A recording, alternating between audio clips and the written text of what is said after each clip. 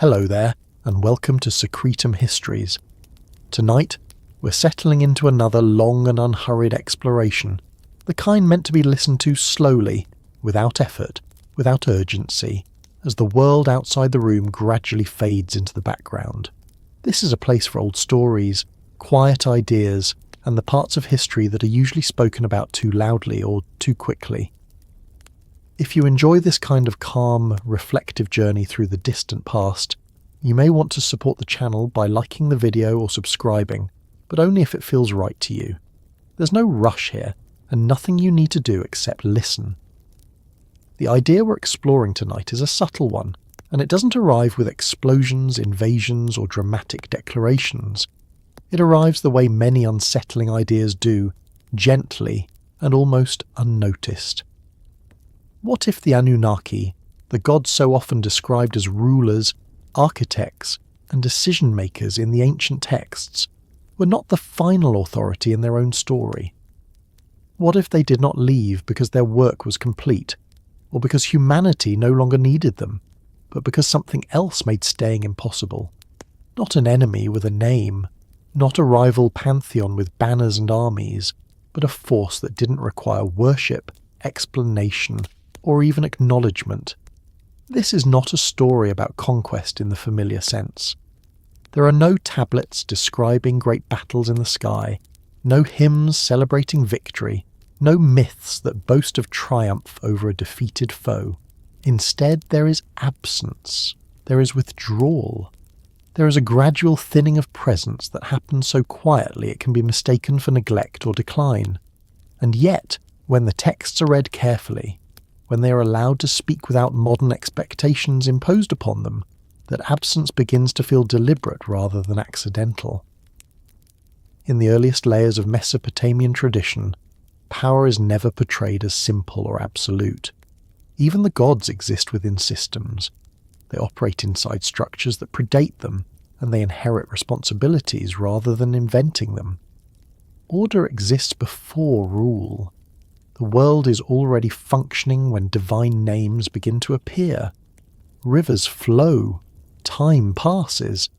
The sky and earth are already separated. The Anunnaki enter a reality that is already moving, already governed by principles that are not theirs to define. What makes this unsettling is not the idea that the gods were limited. Ancient cultures were comfortable with limited gods. What unsettles is the implication that those limits were enforced by something impersonal, something that did not argue, negotiate, or punish, something that simply was. In later traditions, power is often framed as hierarchical. There is always someone above and someone below. But the oldest Sumerian material suggests a different model. Power flows, but it does not always concentrate.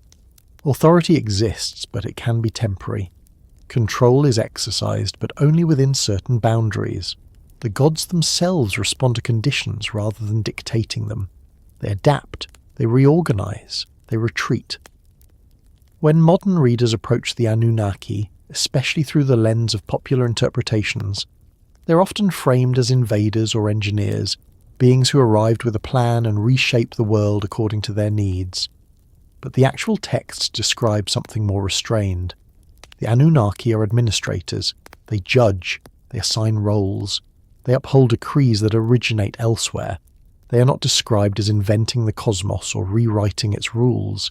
They function within it. And that distinction matters, because if the Anunnaki are not creators of the system, then they are also not immune to it. Throughout the Sumerian record, there are moments that feel oddly passive for being so often described as powerful. Decisions are deferred, responsibilities are redistributed, direct involvement gives way to intermediaries, presence is replaced by ritual, temples become interfaces rather than residences. These shifts are usually explained as changes in human society or as the natural evolution of religious practice. But another reading is possible, one that treats these changes as responses rather than choices. In this reading, the gods do not simply lose interest, they encounter constraints. There is a noticeable lack of crisis language in the text describing divine withdrawal. No catastrophe is blamed, No rebellion is celebrated. No warning is issued. Instead, the gods stop intervening in certain ways. They stop appearing directly. They stop making certain decisions. Their roles narrow. Their influence becomes indirect. This is not how defeated beings are described, but it is how displaced ones often are. If something more powerful than the Anunnaki existed, the texts give no name for it, and that absence may be the point. Names imply relationship. Titles imply hierarchy. Worship implies reciprocity. But a force that operates beyond these frameworks would not appear as a character in myth. It would not speak. It would not demand offerings. It would simply assert itself through consequence. Time is one candidate. The gods themselves are not eternal in the way later traditions imagine divinity. They are born, they age, their genealogies are carefully recorded. Longevity is remarkable, but it is not infinite. The texts do not hide this. They normalize it. The gods exist in time, and time eventually alters everything within it, not violently but inevitably. Another possibility is order itself, not moral order but systemic order, the kind that maintains balance regardless of intention. Floods do not ask permission. Seasons do not negotiate. The movement of the heavens is not concerned with divine preference. The gods interpret these forces, personify them, align themselves with them, but they do not control them absolutely. When the Anunnaki are described as judges of the dead rather than rulers of the living, that may signal a shift in jurisdiction rather than a promotion. Authority over fate after death is not the same as authority over the functioning world. It is narrower, more confined. It suggests that some domains have already been lost. Even within myth, power contracts. What is striking is that the texts never frame this contraction as tragedy. There are no laments for the gods themselves. Humans mourn destroyed cities, lost kings, broken temples. They do not mourn the fading presence of the Anunnaki. It is accepted, recorded, then left behind. This suggests familiarity, as if withdrawal was expected. If the Anunnaki were forced out, it was not by an enemy they could fight. It was by conditions they could not reverse, and that kind of displacement leaves no heroic narrative. There is nothing to glorify, no lesson to teach, only adjustment. As the story continues, the world does not collapse in their absence. Civilization continues, kings still rule, crops still grow, ritual persists, the machinery of existence keeps turning. That continuity may be the strongest evidence that the gods were not holding everything together. They were part of the system, not its foundation. And systems endure even when components are removed. The Anunnaki become memory. They remain present in lists, in hymns, in legal formulas. But memory is not the same as presence. Memory is static. Presence is active. The shift from one to the other happens quietly, without announcement. This opening moment is not about proving anything. It is about adjusting how the story is read, not as a tale of departure chosen freely, but as one of adaptation to something larger, something unnamed, something that did not need to arrive because it was already there. And as the narrative moves forward, it will continue to follow the traces left behind by that absence, not rushing toward conclusions, not closing doors, simply observing how the world looks when even gods are subject to forces they cannot command. When the gods are not the highest power, the story does not announce itself with thunder or rebellion. It settles in slowly, almost imperceptibly, like a realization that arrives only after long familiarity has made it unavoidable. In the oldest layers of Mesopotamian thought, divinity is powerful, but it is never portrayed as infinite in the way later traditions would insist upon. The gods act, they decide, they enforce, they punish, but they do so within boundaries that are never fully explained and never entirely challenged. These boundaries are not walls erected by enemies. They are conditions, and the gods behave as if they have always known they exist. In Sumerian texts, power is distributed rather than concentrated. Authority is layered, delegated, and inherited. Even the most prominent gods do not invent their domains, they receive them. Anu does not create the sky, he embodies it. Enlil does not invent the air, he governs what already exists between heaven and earth. Enki does not create water, he dwells within it, manages it, and draws wisdom from its depths. These roles are functional, not absolute. They imply service to a structure rather than ownership of it. This is an important distinction, because it suggests that the cosmos is not an invention of the gods, but an environment they inhabit. The world exists before governance. Order precedes administration. The gods arrive into a reality that already has shape, motion, and consequence. They do not rewrite its foundations, they operate within them. The texts themselves reinforce this subtly but consistently. Creation is never described as an act of total control. It is an act of separation, organization, and assignment. Heaven is lifted from earth. Waters are divided. Domains are clarified. These are acts of arrangement, not creation ex nihilo. The materials are already there. The forces are already present. The gods intervene to make the world usable, not to bring it into being from nothing. Even conflict among the gods reveals these limitations. When disputes arise, they are settled through councils and assemblies. Decisions are debated. Votes are taken. Authority is negotiated rather than enforced unilaterally. This is not the behaviour of beings who answer to no one. It is the behaviour of officials within a system that values procedure and precedent. When Enlil decrees the flood, his authority is immense, but it is not absolute. Enki cannot openly defy him, but he can circumvent him. This loophole-based resistance only makes sense in a system where rules matter more than raw power. The gods are bound by the structures they uphold. They cannot simply undo each other's decisions without consequence. They must maneuver within the framework. This implies that the framework itself is more powerful than any individual god. The Anunnaki, in particular, are not described as originators of law or structure. They are enforcers, judges, decreers of fate within parameters already established. They pronounce outcomes, but they do not define the system that makes those outcomes meaningful. They sit in judgment, but the standards they apply are inherited, not invented. This is why they're so often associated with the underworld rather than the living world. The underworld is not a place of creation or growth. It is a place of accounting, of resolution, of finality. To preside there is to enforce closure, not possibility. It is an important role, but it is not the highest one. What lies above even the gods is not another pantheon or a hidden ruler. It is the persistence of order itself. Time moves forward regardless of divine preference. Seasons change whether the gods are pleased or not. Floods come when conditions align, not when prayers fail. Droughts end when cycles turn, not when sacrifices are perfected.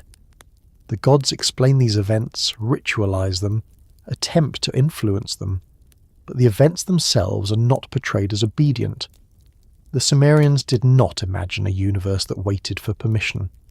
This becomes clearer when the gods fail.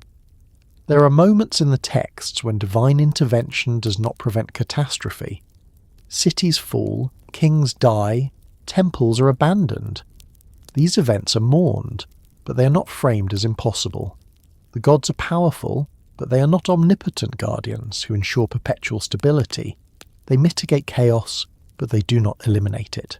When something goes wrong, the gods respond. They reorganize, they redistribute roles, they impose new limits, they do not reverse time or erase consequence. This is the behavior of administrators managing a system under stress, not masters rewriting reality at will. Over time, this stress accumulates. The texts begin to show a gradual retreat from direct governance. Gods who once walked among humans are now encountered through ritual alone. Decisions that were once immediate are now delayed. Instructions are passed through intermediaries. Signs replace appearances. Omens replace commands. This is not sudden. It unfolds across generations. One way to read this is cultural evolution, humanity becoming more independent. Another is theological refinement. But there is also a quieter interpretation. The gods are adjusting to constraints that are tightening rather than loosening. Their domain is narrowing. If the Anunnaki were the highest power, there would be no need for this adjustment. They would simply impose their will. Instead, they retreat into specific functions: judgment, fate, memory. Their authority becomes symbolic rather than operational. This shift is never framed as defeat, because defeat implies opposition. What is implied instead is supersession. Something else has precedence now. Something that does not speak and does not rule, but simply persists. That something does not appear in the texts as a character. It appears as continuity, as inevitability, as the quiet fact that the world continues even when divine presence fades. The gods are not overthrown, they are outlasted. In this light, the Anunnaki's later portrayal as distant, abstract and confined to myth makes sense. They have not been destroyed. They have been rendered unnecessary in certain domains. The system no longer requires their active involvement. This is not a comfortable idea for a culture that depended on divine favour, but the Sumerian texts never flinch from discomfort. They record it. They normalise it. They move on. What remains is a universe where power exists, but it is conditional, where authority is real, but it is bounded, where even gods respond to forces they did not create and cannot dismantle. And once that possibility is accepted, once it is allowed to settle without resistance, the question is no longer whether the Anunnaki were powerful. The question becomes whether power itself was ever the highest principle governing the world they inhabited. As the narrative continues, the focus will shift from authority to environment, from command to constraint, tracing how the Anunnaki operated inside a reality that was never entirely theirs, and how that reality quietly asserted itself without confrontation, without proclamation, and without leaving a name behind. The world the Anunnaki entered was already in motion long before their names appeared in human memory. It was not waiting for them, not incomplete, not suspended in a state of anticipation. Rivers already carved their paths through the plains. Seasons already followed one another with quiet consistency. The sky arched overhead with its regular movements, stars rising and setting according to patterns that did not require explanation to function. Life, in some form, was already present. Order, of a particular kind, already existed. This is one of the most easily overlooked details in the ancient texts, because later traditions encourage the assumption that gods arrived to create, to impose structure upon chaos, to bring form to a formless world. But the earlier Sumerian material does not support that picture. What it describes instead is a world that has already passed through its most fundamental transformations before the Anunnaki are ever named. Heaven and earth have been separated. Water has been divided into fresh and salt. Time has begun to move in recognizable cycles. The essential architecture of reality is already established. The Anunnaki do not appear at the beginning of this process. They appear after it. This matters because it reframes their role entirely. They are not founders. They are not originators. They are participants. Whatever authority they exercise exists within a system that predates them, and whatever power they hold is defined by roles that were already necessary before they arrived. The texts are careful about this, even if they do not emphasize it directly.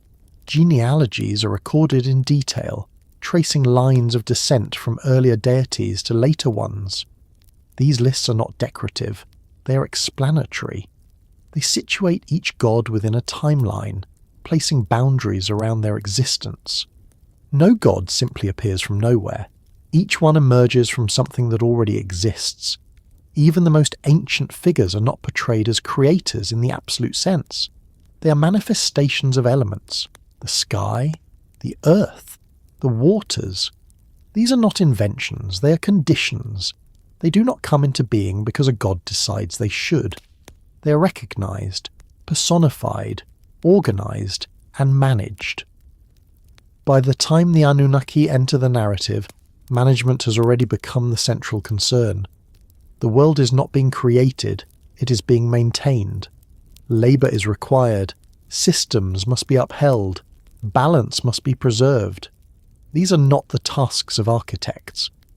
They are the responsibilities of administrators.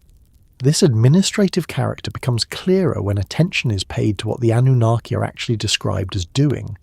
They judge, they decree, they assign fates, they oversee transitions, particularly the transition from life to death. They are present where outcomes are finalised, not where beginnings are forged. If they were creators, their stories would be filled with invention. Instead, they are filled with regulation. The world they enter already has problems. Resources must be distributed. Labour must be organised. Conflict must be resolved. These are signs of a system that is already operating at scale. Creation myths that describe the Anunnaki are not concerned with bringing matter into existence, but with deciding who does the work. That alone is revealing. In the earliest accounts of humanity's origin, humans are created not to populate an empty world, but to relieve existing burdens. The work is already being done. The gods are already tired. The canals already need digging. The temples already require maintenance. Humanity is introduced as a solution to logistical strain, not as a crowning achievement of divine creativity. This suggests that the world, even for the gods, is demanding.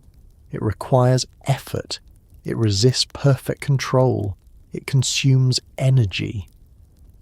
These are not characteristics of a system owned by its managers. They are characteristics of a system that exists independently of them. The Anunnaki step into this world as inheritors of responsibility, not as sovereign creators. They accept roles that already carry weight, already come with limitations, already operate within rules. Their authority is real, but it is conditional. It depends on the continued functioning of the system they serve. There is no moment in the texts where the Anunnaki design the basic structure of existence. They do not define the length of days. They do not establish the seasons. They do not determine the movements of the heavens. These things are taken as given. The gods respond to them. They ritualize them. They interpret them, but they do not originate them. The world itself sets the terms. This becomes especially clear in the way disasters are described. Floods, droughts, and plagues are sometimes attributed to divine decisions, but they are never portrayed as purely arbitrary. There are always conditions. Noise increases. Balance is disturbed. Numbers grow too large. The system becomes strained. The gods respond, but they do not invent the underlying mechanics of catastrophe. They activate responses within a framework that already exists. Even the flood, often imagined as an act of divine omnipotence, is described as a return to an earlier state, rather than the creation of something new. Waters rise, boundaries dissolve. The world reverts temporarily to conditions that existed before certain separations were enforced. This is reversal, not creation. It is regression, not invention. The Anunnaki do not control this process absolutely. They debate it. They disagree about it. They argue over its consequences. One god seeks to mitigate it. Another insists on it. These disagreements reveal limits. If the gods were masters of the system, there would be no need for debate. There would be only command. Instead, there is negotiation. The world the Anunnaki enter is one where cause and effect already operate independently of divine intention. Human actions produce consequences. Environmental conditions create outcomes. Time erodes structures regardless of ritual care. The gods respond to these realities rather than replacing them. Over time, this reality presses in. As human civilization develops, the world becomes more complex rather than more controllable. Cities grow, populations expand, noise increases, resource demands intensify. The system strains again. The gods do not prevent this. They react to it. What is striking is that the texts do not portray this complexity as an achievement of the gods. It is portrayed as an emergent condition. Civilization arises because the world allows it to, not because the gods command it into existence. The gods provide tools, knowledge, and frameworks, but they do not dictate outcomes. This is a subtle but important distinction. It implies that the world has agency of its own. Not agency in the sense of intention or consciousness, but agency in the sense of constraint. It pushes back. It sets limits. It enforces consequences. The Anunnaki operate within these limits. They do not override them.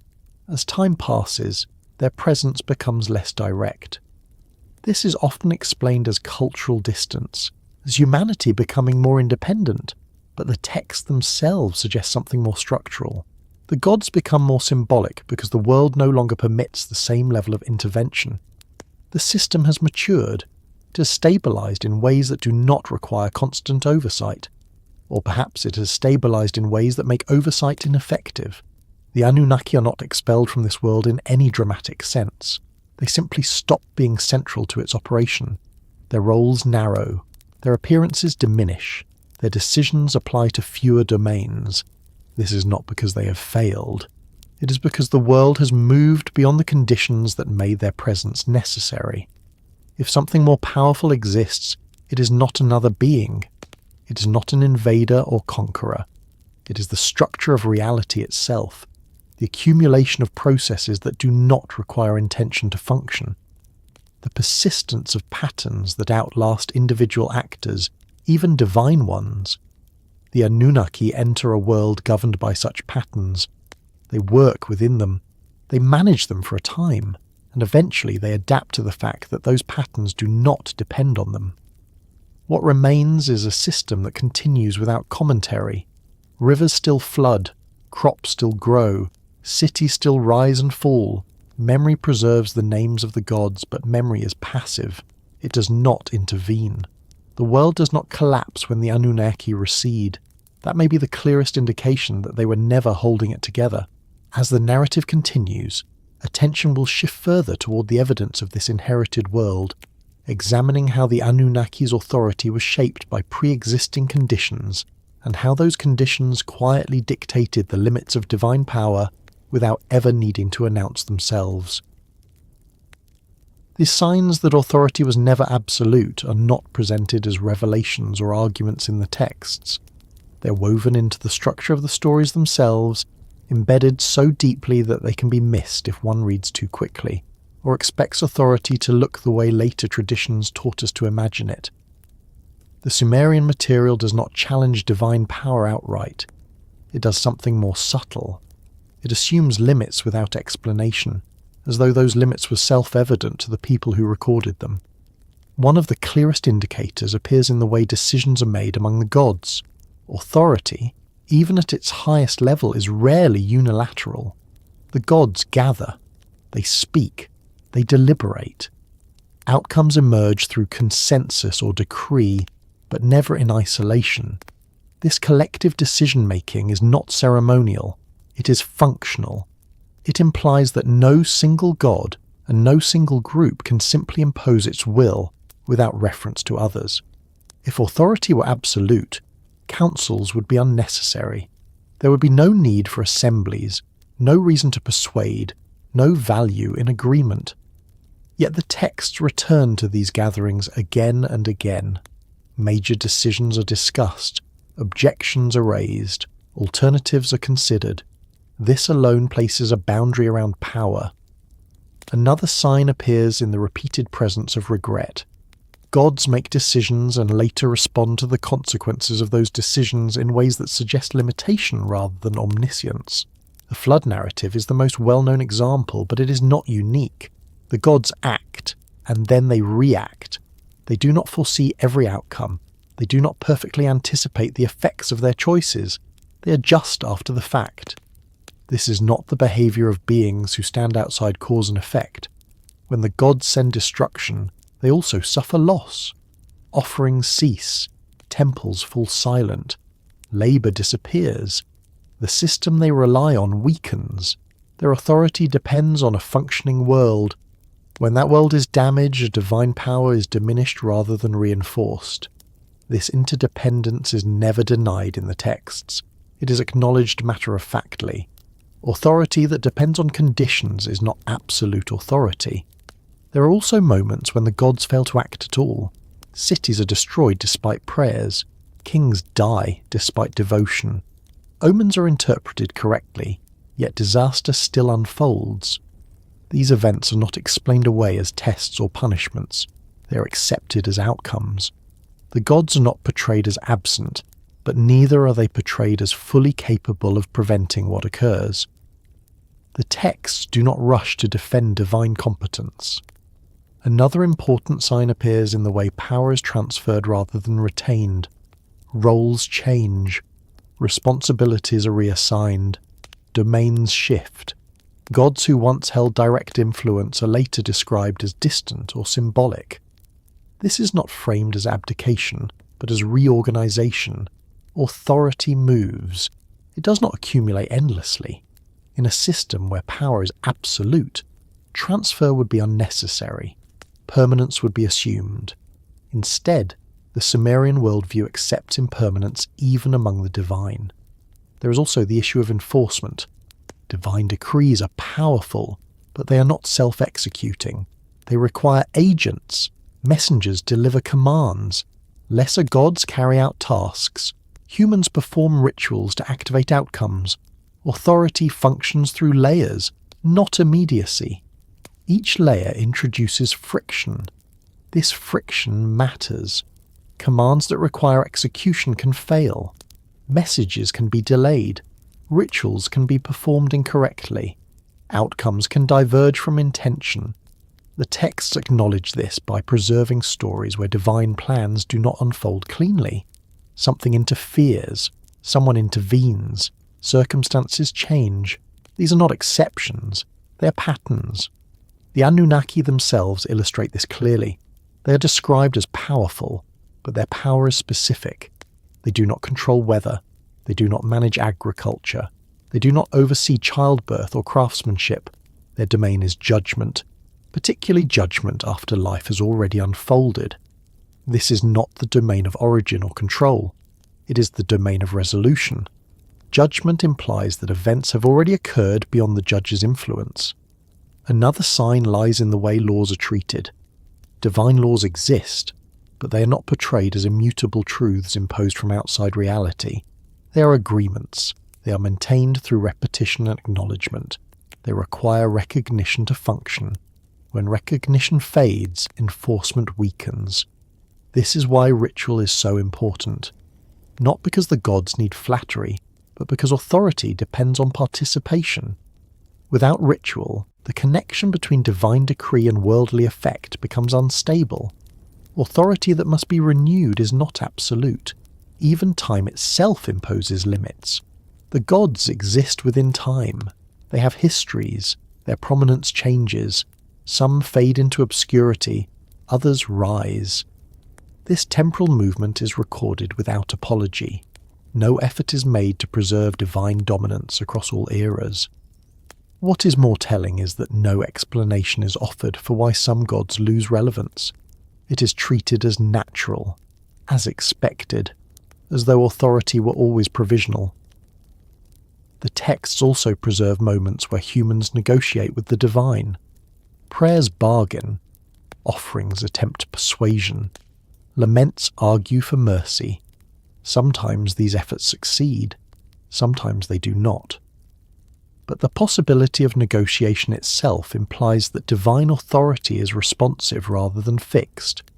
An absolute authority would not negotiate. The world described in these texts is not governed by force alone. It is governed by balance. When balance is disrupted, consequences follow.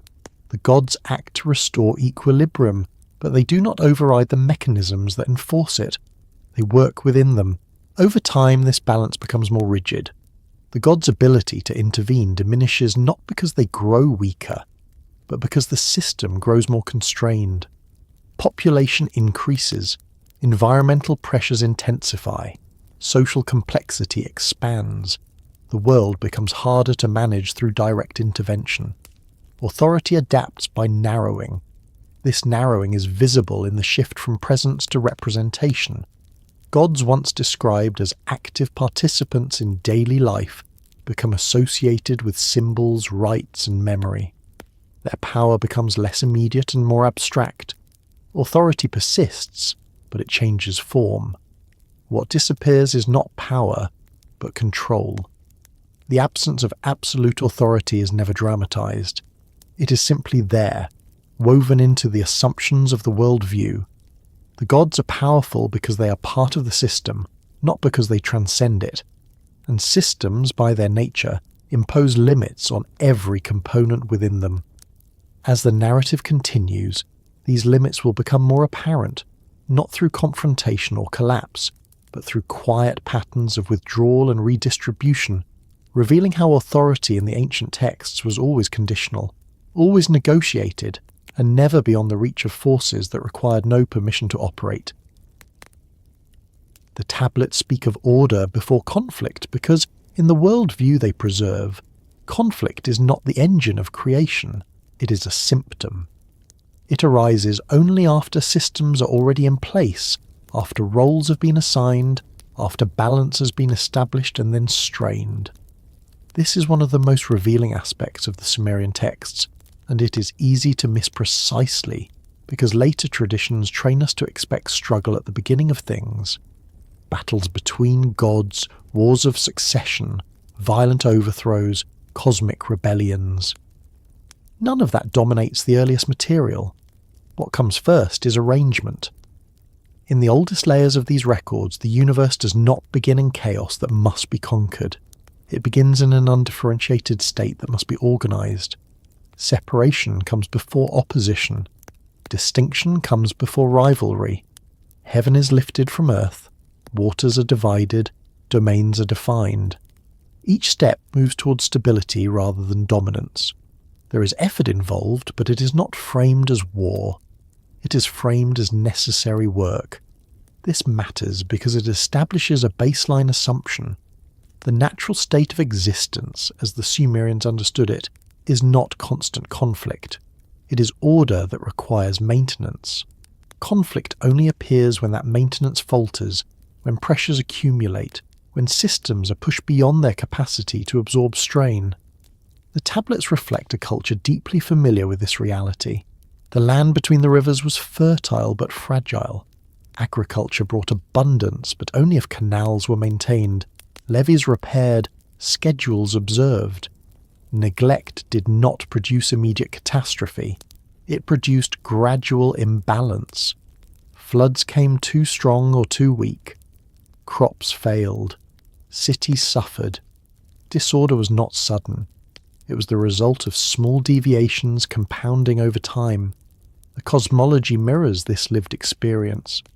Before any divine disagreement appears, the texts emphasize distribution. Who governs what? Who resides where? Who is responsible for which aspect of existence? These assignments are not portrayed as contested. They are accepted. The gods take up their roles as though stepping into positions that already needed filling. Conflict enters the narrative only when these roles become burdensome. This is especially clear in stories where labour becomes an issue. The gods do not fight because they desire power. They complain because they are exhausted. They do not rebel against authority because they are oppressed. They rebel because the workload is unsustainable. These are logistical problems, not ideological ones. The creation of humanity itself follows this pattern. Humans are not made as weapons, servants in a war, or symbols of divine triumph. They are created to stabilize a system under strain, to take on tasks that have become too heavy. Conflict is not the cause of creation. It is the pressure that reveals the need for adjustment.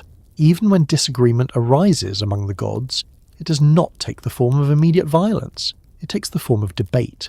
Councils convene, arguments are made, votes are taken, decisions emerge through process rather than force. This procedural approach only makes sense in a system that values order as the default state. If conflict were foundational, there would be no need to justify it. The tablets also avoid glorifying conflict. When destruction occurs, it is not celebrated. It is lamented. Cities fall, and the texts mourn their loss. Gods regret their decisions. Survivors grieve what has been erased. There is no sense that violence is purifying or redemptive. It is treated as a corrective measure that carries cost. This perspective reveals something important about authority.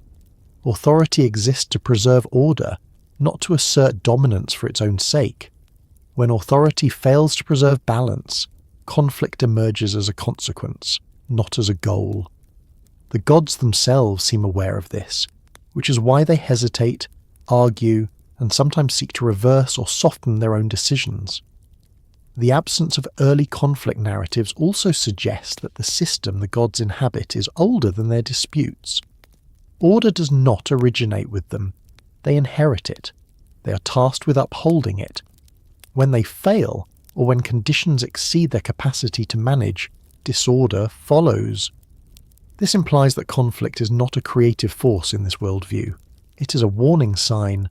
Another reason the tablets emphasize order first is that memory itself is selective. The scribes who preserved these texts were not chroniclers of spectacle. They were record keepers, priests, administrators. They cared about continuity. They documented what needed to be maintained. Conflict disrupted records. Order allowed them to exist. Their priorities shape the stories. But there is something deeper as well. A culture that sees conflict as primary tends to frame power as conquest. A culture that sees order as primary frames power as responsibility. The Sumerian texts overwhelmingly support the second model. Gods are burdened by their roles. Kings are accountable to divine law. Humans are created to support a system larger than themselves. Conflict threatens that system rather than defining it. This is why, when conflict finally appears, it feels almost out of place. The gods argue. Humans grow too numerous. Noise becomes a problem. The balance that once held begins to fracture. These developments are not portrayed as inevitable. They are portrayed as unfortunate outcomes of success. Too much life, too much activity, too much complexity.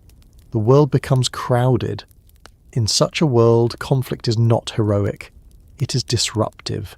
It forces decisions that no one wants to make. It leads to destruction that cannot be fully undone. Even when order is restored afterward, it is not the same order as before. Something has been lost. This is why the tablets linger on the period before conflict. It represents stability. It represents a time when the system functioned without extreme measures. It is remembered not because it was perfect, but because it was sustainable. And sustainability, in this world view, is the highest form of order. If the Anunnaki were later forced out, or rendered less central, this framework helps explain why no war is described. There is no conflict narrative because conflict is not how systems change in these texts. Systems change when they are no longer viable, when the pressures exceed the capacity of their managers. In such cases, withdrawal makes more sense than battle. The tablets do not need to describe an overthrow.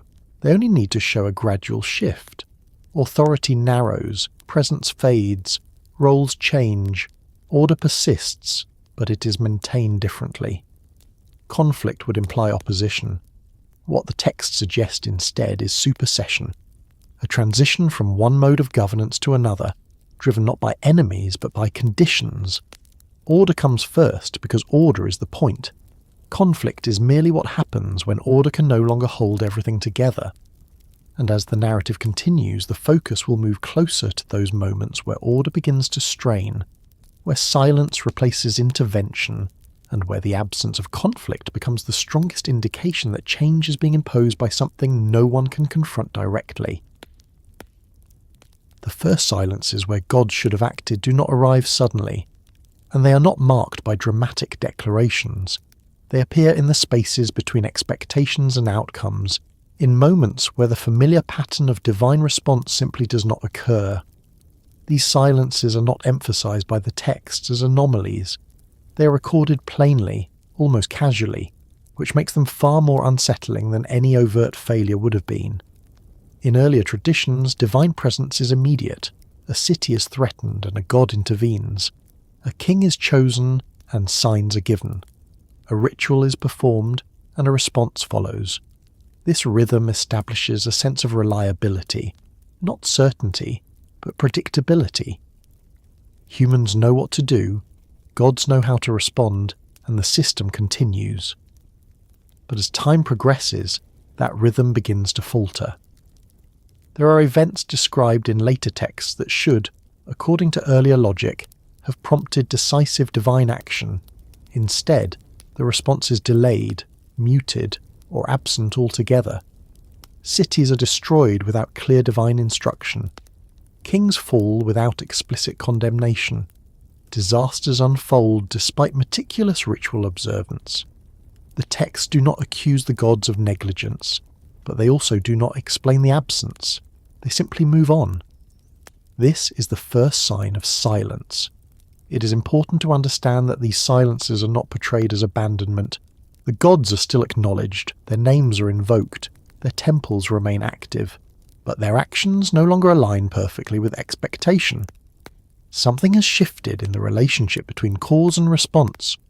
One of the earliest indications appears in the laments for destroyed cities. These compositions are not casual records. They are formal, structured expressions of grief, preserved and copied for generations. They describe cities laid waste, populations scattered, temples emptied. They call out to the gods who once protected these places, and yet, within these laments, there is an acceptance that no intervention came. The tone is not accusatory, it is resigned. This resignation suggests familiarity, as though the silence was not shocking, but disappointing in a way that had already become conceivable. The gods are still powerful, but their power is no longer assumed to be automatic. It must be appealed to, hoped for, and sometimes endured without. The texts do not frame this as moral failure on the part of humanity. They do not always point to sin or disobedience. Sometimes the city is described as faithful, its rituals correct, its devotion sincere, and still, destruction occurs. The silence persists. This challenges the idea that divine authority operates as a simple system of reward and punishment.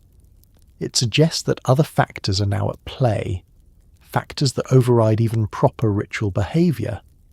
Another silence appears in the growing reliance on omens rather than direct instruction.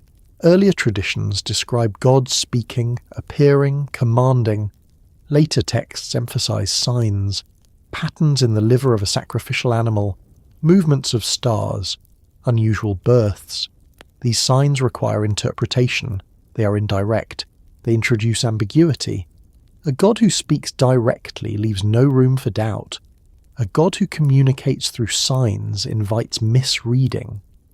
The increasing prominence of omen literature suggests that divine communication has become less explicit. The gods are still believed to be guiding events, but they no longer explain themselves clearly.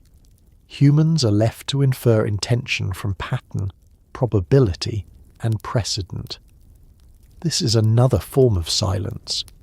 There are also moments when the gods are described as bound by decisions they regret. The flood narrative contains such an instance. After humanity is nearly destroyed, the gods lament the loss. They recognize that the outcome has gone too far. They acknowledge that the decision once made could not be undone. This admission reveals a limit not only in foresight, but in flexibility. A god who cannot reverse a decree is operating under constraint. Silence follows such moments because the system has asserted itself. Once certain thresholds are crossed, outcomes proceed regardless of desire. The gods adjust afterward, imposing new limits, redefining conditions, but they do not rewind events. This pattern appears again and again. Action gives way to consequence. Consequence produces silence. Silence forces adaptation. Another sign emerges in the way responsibility is increasingly delegated. Lesser gods take on tasks once performed by greater ones. Humans are given more autonomy in governance. Kingship becomes institutional rather than personal. Laws are codified rather than divinely announced. These shifts are often explained as progress, but they also function as distance. distance creates silence. When a system relies on intermediaries, feedback slows, miscommunication increases, accountability diffuses. The presence of the gods becomes symbolic rather than operational. Their names remain central, but their hands are no longer visible in every outcome. This does not mean the gods have vanished. It means their capacity to intervene directly has diminished or has been deliberately constrained. Either interpretation points to limitation. There are also silences in the record itself, periods where divine activity is simply not described. The texts focus on human affairs, legal matters, economic transactions. Gods are invoked in formulaic ways, but their actions are not narrated. This absence of narrative attention suggests that divine involvement has become background rather than foreground. What was once extraordinary has become assumed, and what was once active has become passive. In earlier myths, gods walk among humans, eat with them, argue with them. In later texts, they reside behind layers of ritual and representation. Statues replace presence. Festivals replace visitation. Words replace actions. Silence deepens. If the gods were still fully capable of acting as before, this shift would be difficult to explain. It is easier to understand if their authority has encountered boundaries. Boundaries that limit how often, how directly, and how effectively they can intervene. These boundaries are never personified. They are never named. They do not appear as antagonists. They appear as conditions, time, complexity, scale. A world with small populations and simple systems can be managed directly. A world with vast cities, intricate economies, and layered institutions resist direct control. Intervention in one area creates unintended consequences in another. The system becomes too interconnected for isolated actions to work. Silence in this context is not failure. It is restraint. The gods do not act because action would destabilize more than it would correct, or because action is no longer possible within the constraints of the system. From this perspective, the first silences are not moments of weakness. They are moments of recognition that the world has grown beyond a certain threshold, and that old methods no longer apply.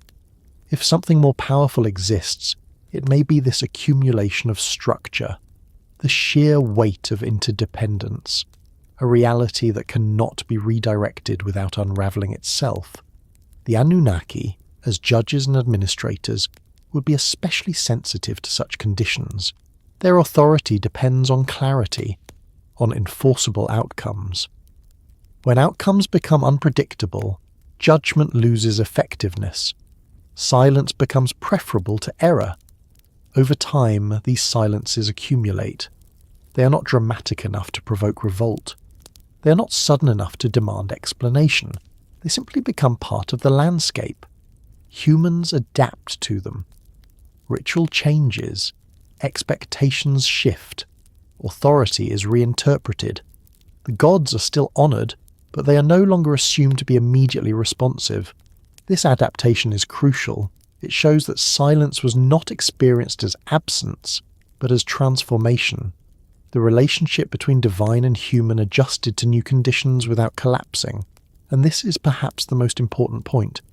The world did not end when the gods fell silent in certain moments. Civilization continued. Memory persisted. Order remained, though altered. Silence did not signal defeat. It signaled transition. As the narrative continues, these early silences will become more pronounced, forming a pattern that suggests not abandonment, but displacement. Not by another will, but by a reality that no longer responded to command, only to consequence. Power that begins to withdraw does not announce itself as loss. It does not fracture, fall apart, or invite confrontation. It narrows, it becomes selective, it chooses absence over failure. In the Sumerian record, this kind of withdrawal is far more common than collapse, and it is one of the strongest indications that divine authority was responding to pressure rather than being destroyed by it. Collapse leaves debris. Withdrawal leaves continuity. The texts do not describe the gods losing control in dramatic fashion. There is no sudden vacuum, no chaos erupting where divine presence once stood. Instead, there is adjustment. Domains become more clearly defined. Responsibilities become more limited. Interventions become rarer. What changes is not belief in power, but access to it. In earlier periods, divine action is immediate and personal. Gods appear in dreams with clear instructions. They walk among humans. They speak directly. They intervene decisively. As time passes, these forms of engagement become less frequent. Communication shifts from direct command to symbolic interpretation. Presence becomes ritualized. Authority is preserved, but it is no longer exercised everywhere. This is not collapse. Collapse would imply that power failed under strain. What the texts show instead is a strategic retreat from overextension. The Anunnaki in particular embody this change. They are never described as losing status through defeat. They do not fall from grace. Their names do not disappear suddenly. What happens instead is specialization. Their roles become increasingly confined to judgment, fate, and the underworld. These are areas where authority can be exercised without constant interaction with the living world. This confinement is telling. The underworld does not change rapidly. It is not subject to population growth, economic complexity, or environmental instability in the same way the surface world is. It is static, predictable, governable. Power that withdraws often retreats to spaces where it can still function effectively. The living world, by contrast, becomes increasingly difficult to manage. Cities grow larger, trade networks expand, political alliances shift. Warfare becomes more complex, environmental pressures intensify. Each new layer of complexity reduces the effectiveness of direct intervention. In such a world, collapse would be catastrophic for both gods and humans. Withdrawal allows continuity. This pattern is visible in the way kingship evolves. Early kings are portrayed as directly appointed by the gods, ruling with divine sanction that is immediate and personal. Over time, kingship becomes institutional. Authority is inherited through lineage rather than divine selection. Laws are written down rather than delivered through revelation. The gods remain the source of legitimacy, but they are no longer actively selecting rulers. This shift does not weaken kingship, it stabilizes it. The gods allow this transition because it reduces their burden. It removes them from constant arbitration. It allows human systems to regulate themselves within boundaries that have already been established. Again, this is not collapse, it is delegation. The same pattern appears in legal traditions. Early justice is portrayed as divine judgment. Later justice is codified. Judges apply laws that invoke divine authority, but divine voices are no longer required for every decision. The gods retreat from the courtroom without surrendering legitimacy. Power that collapses loses relevance. Power that withdraws preserves it. Another sign of withdrawal is the increasing emphasis on maintenance rather than creation. The gods are no longer portrayed as innovators. They are caretakers, protectors of order, enforcers of continuity. This shift reflects a world that has matured past its formative stage. In a young system, creation is essential. In a mature one, stability is. As stability becomes the priority, risk aversion increases. Direct intervention carries risk. Every action has cascading effects. The more interconnected the system becomes, the greater the potential for unintended consequences. Withdrawal becomes a rational response. The texts reflect this caution. The gods hesitate, they debate, they weigh options, they regret past decisions. These are not signs of weakness. They are signs of awareness. Collapse is impulsive. Withdrawal is deliberate. Even when disaster strikes, the gods' responses become measured. The flood, often cited as an example of divine overreach, actually marks the beginning of restraint rather than excess. Afterward, new limits are imposed. Lifespans are shortened, population controls are introduced. The system is redesigned to reduce strain. These measures indicate learning. If the gods were collapsing, they would repeat their mistakes. Instead, they adjust their strategies. The Anunnaki's gradual disappearance from active governance fits this pattern precisely. Their authority does not vanish, it becomes embedded. Fate is fixed rather than decided in real time. Judgment occurs after events have run their course. Their power operates at the end of processes rather than throughout them. This shift minimizes disruption. There is also a psychological dimension to withdrawal. Constant authority invites resistance. Distance reduces conflict. By becoming less visible, the gods avoid becoming targets of blame. Silence absorbs frustration. Ritual channels dissatisfaction into controlled expression.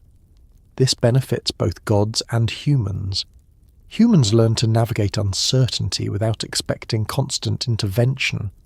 Gods avoid being overwhelmed by demands they can no longer effectively meet. Withdrawal preserves relationship. Importantly, the texts never frame this change as tragic. There is no lament for lost divine presence in daily life. There is adjustment, not mourning. This suggests that the shift was experienced as necessary rather than catastrophic. The memory of divine closeness becomes myth. The reality of distance becomes normal. If something more powerful exists, it is not an aggressor. It is the cumulative effect of scale, the weight of time, the complexity of systems that grow beyond the capacity of centralized control. Power that withdraws acknowledges this without surrendering dignity. The Anunnaki are not forced out through violence. They are rendered less central by conditions that make their original mode of authority impractical. Their withdrawal is an adaptation to a world that no longer responds to command in the same way it once did. This adaptation allows the world to continue functioning. Civilization persists, order remains, memory endures. Collapse would have erased these things, withdrawal preserves them. As the narrative continues, attention will move toward the nature of the forces that make such withdrawal necessary. Forces that do not oppose authority directly, but reshape the environment in which authority operates, quietly determining what can endure and what must step back, without ever needing to announce their presence. The forces that do not demand worship are never introduced as characters. They do not speak, threaten, promise, or reward. They leave no temples, require no offerings, and respond to no prayers. This is precisely why they are so difficult to recognize in the ancient texts, and why their presence must be inferred rather than named. The Sumerian worldview is saturated with divine personalities, each with preferences, rituals, and domains. Against this background, anything that operates without negotiation stands out not by action, but by indifference. These forces are not hostile, they are simply uninterested. In the earliest material, the gods are deeply embedded in reciprocal relationships. Humans offer food, drink, praise, and labour. The gods provide protection, fertility, guidance, and legitimacy. This exchange is not symbolic, it is functional. Temples are maintained because the gods are believed to require sustenance. Festivals exist because divine favour must be renewed. Ritual precision matters because mistakes carry consequences. But beneath this carefully maintained economy of worship, the texts preserve a parallel reality. Crops still fail even when offerings are correct. Floods still arrive even when prayers are sincere. Time continues to pass regardless of ritual calendars. The world behaves as though it is listening, but not obeying. This tension is never resolved. It is simply lived with. The forces responsible for this behaviour are not framed as divine rivals. They are not enemies of the gods. They are not rebellious spirits or monstrous beings lurking beyond the edges of order. They are more fundamental than that. They are conditions. Seasonal cycles do not require devotion. They repeat whether honoured or ignored. Rivers flood according to rainfall and geography, not sacrifice. Droughts persist until environmental conditions change. not until moral correction occurs. The gods are invoked to explain these events, to contextualize them, to give them meaning, but the events themselves do not pause for negotiation. This creates an implicit hierarchy, not of beings, but of processes. In this hierarchy, the gods occupy an intermediate position. They interpret, manage, and respond. They do not originate the deepest patterns, and they do not terminate them. They exist within them. One of the clearest examples appears in the treatment of time. Time in the Sumerian texts is not personified as a god with agency. It is measured, tracked, and respected, but it is not worshipped. Calendars are meticulously maintained. Festivals align with celestial movements. Agricultural cycles are synchronized with seasonal change. These practices acknowledge time as a governing force, but not one that can be persuaded. The gods themselves age within this framework. Their prominence shifts. Their roles evolve. Some fade into obscurity. New ones rise. The texts record this without anxiety. Time does not threaten the gods. It simply moves them. Another force that does not demand worship is accumulation. Population growth, urban density, economic complexity. These are not framed as moral failings. They are presented as outcomes of success. Humanity thrives, cities expand, activity intensifies, noise increases. The gods respond not with condemnation but with concern. Noise, in the texts, is not a sin, it is a byproduct. The fact that noise becomes a problem reveals something important. It shows that divine tolerance has limits imposed by conditions rather than morality. The gods are not angered by wrongdoing, they are disturbed by scale. The world has become crowded, the system is strained. This strain is not something worship can undo. Offerings do not reduce population. Hymns do not shrink cities. Ritual cannot reverse complexity. The gods must find other solutions, and even those solutions are constrained. The flood is often misunderstood as a moral purge, but the texts do not support this interpretation. It is a systemic reset, an attempt to reduce strain by reducing scale. Even then it is recognized as excessive. Afterward, controls are introduced to prevent recurrence. These controls operate at the level of biology and environment, not ritual. Lifespans shorten. Fertility is limited. Mortality becomes universal. These are not punishments that can be appeased away.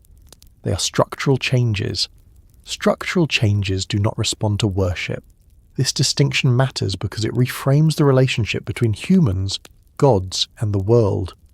Worship remains meaningful, but it is no longer sufficient. It maintains connection, but it does not grant control. The gods are honoured, but they are not omnipotent. The Anunnaki, as enforcers of fate, are particularly constrained by this reality. Fate, once fixed, is not easily altered. Judgment occurs after processes have unfolded. The Anunnaki do not intervene to prevent outcomes, they confirm them. This is not a role that benefits from worship. Fate does not bend. As the gods retreat from direct governance, the forces that remain most influential are those that operate without intention. Environmental patterns, demographic pressures, technological accumulation, social complexity. These forces reshape the world regardless of belief. The gods adapt by narrowing their roles to areas where belief still matters. Identity, legitimacy, meaning, memory. But meaning does not stop floods. Memory does not prevent collapse. Identity does not guarantee survival.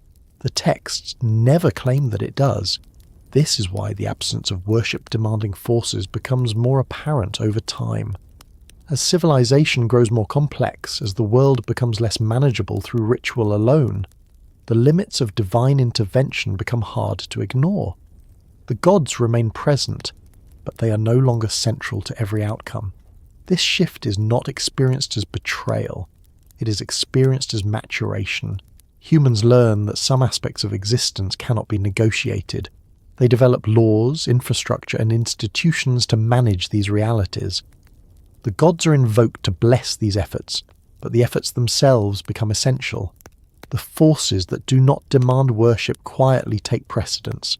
If something more powerful than the Anunnaki exists, it is not a being that displaced them. It is a category of influence that does not compete. It does not rule. It does not speak. It simply persists. The Anunnaki, bound to roles that require recognition, ritual and participation, cannot operate effectively in domains governed by such forces.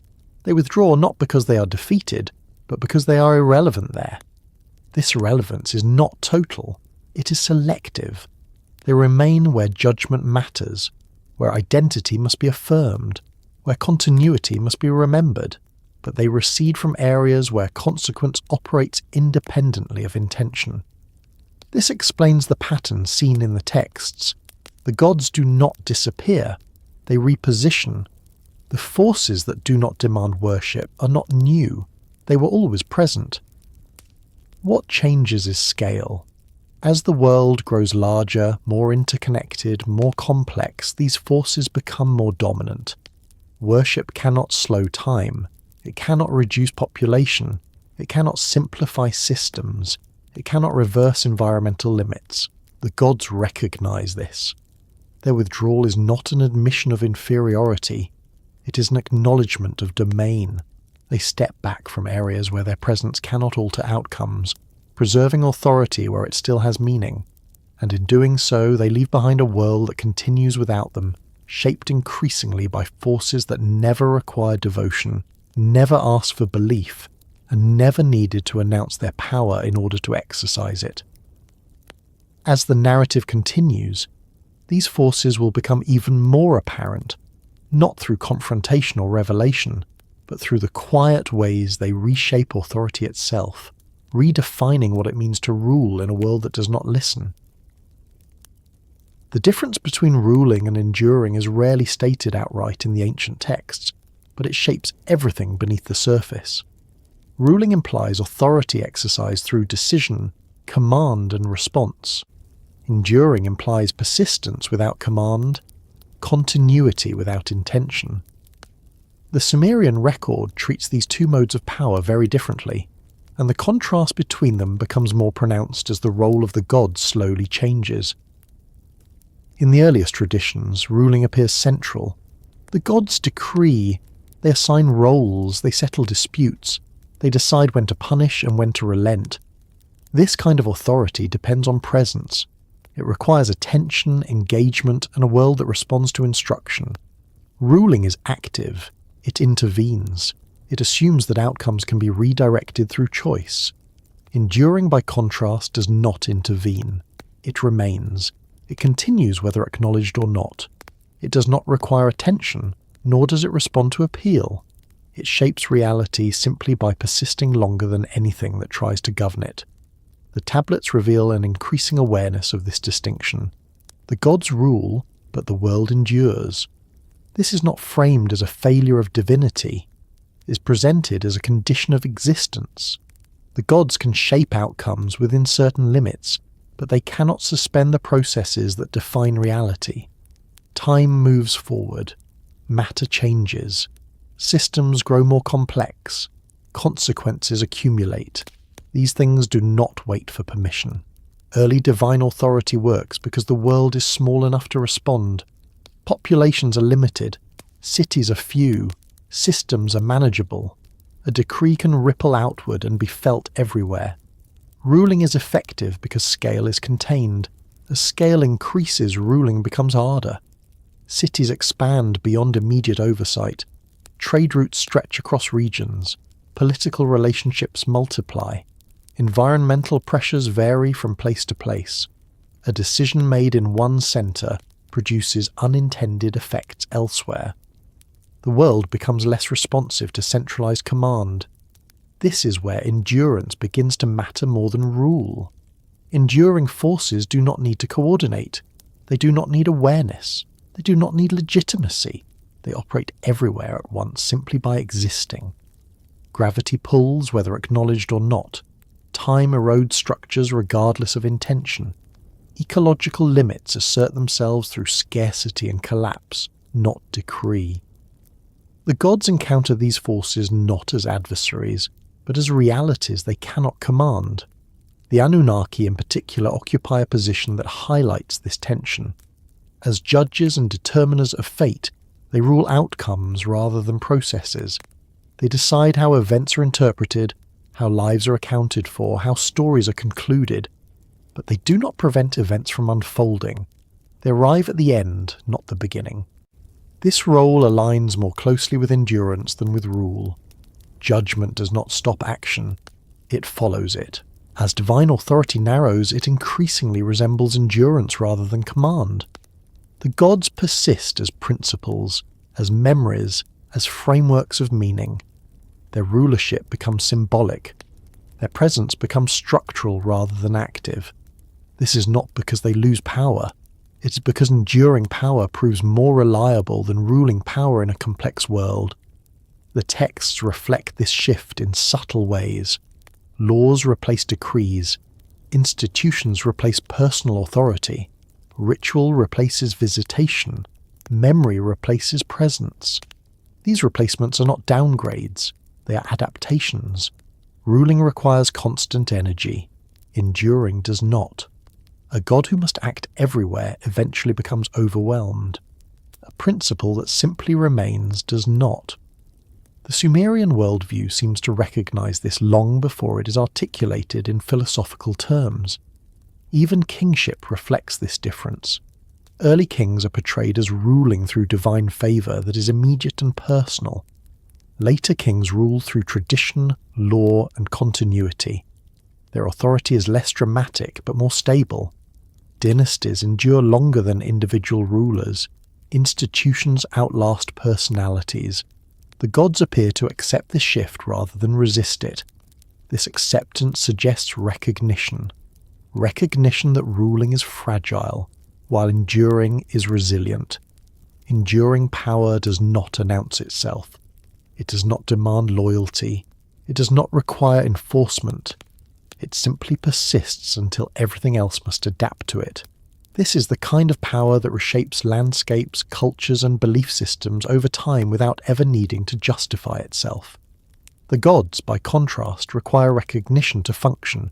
Worship, ritual, memory, and narrative sustain their authority. Without these, their influence fades.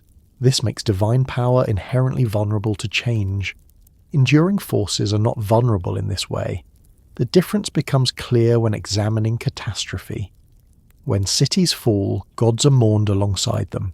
When floods recede, divine regret is recorded. These responses show that the gods are affected by events. They suffer loss. They adapt afterward. Enduring forces do not suffer. They do not regret. They simply continue. This difference matters deeply for the idea that the Anunnaki were forced out. If they were displaced by something more powerful, it was not by superior rulers. It was by forces that did not rule at all. Forces that endured beyond the need for administration. In such a context, resistance would be meaningless. You cannot rebel against time. You cannot overthrow scale. You cannot negotiate with complexity. The only viable response is withdrawal. The Anunnaki do not fight these forces because there is nothing to fight. There is only adaptation. This adaptation takes the form of narrowing jurisdiction. The gods focus on areas where ruling still has relevance. Identity, legitimacy, fate, memory. These domains do not depend on physical intervention. They depend on interpretation. Interpretation endures better than command. The living world increasingly governs itself through mechanisms that do not require divine oversight. Agriculture becomes technical rather than ritual alone. Law becomes codified. Infrastructure replaces prayer in managing water. Human systems absorb responsibilities once attributed to gods. The gods do not vanish. They recede. Their endurance lies in meaning rather than control. This is why later texts emphasize remembrance. Hymns recount what the gods once did. Lists preserve their names. Rituals reenact foundational moments. These practices do not restore divine rule. They preserve divine endurance. memory is a form of survival. The Anunnaki, as figures of judgment and fate, are particularly suited to this mode of endurance. They exist wherever stories of consequence are told, wherever lives are evaluated, wherever endings are marked. These are spaces that remain even as the world changes, but ruling the world itself becomes less feasible. The difference between ruling and enduring explains why there is no story of defeat. There is no enemy to overcome, no victory to claim. There is only a gradual recognition that endurance outlasts command. The gods choose to align themselves with endurance rather than resist it. This choice preserves their relevance. If something more powerful exists, it is powerful precisely because it does not seek authority. It does not govern. It does not judge. It simply remains long enough that everything else must adapt around it. The Anunnaki, bound to roles that require participation and recognition, cannot compete with such power. They do not need to be removed. They only need to be outlasted. As the narrative continues, this distinction will become even clearer, showing how endurance reshapes authority without confrontation, and how power that does not rule can quietly redefine what it means for gods to remain present in a world that no longer needs to be governed in the same way. The absence of victory stories is one of the most revealing silences in the entire tradition. In cultures where power is lost through conquest, the record is almost never quiet. There are proclamations, monuments, boasts carved into stone, enemies named and humiliated, triumphs exaggerated and preserved so they cannot be forgotten. Victory demands memory. It insists on being told.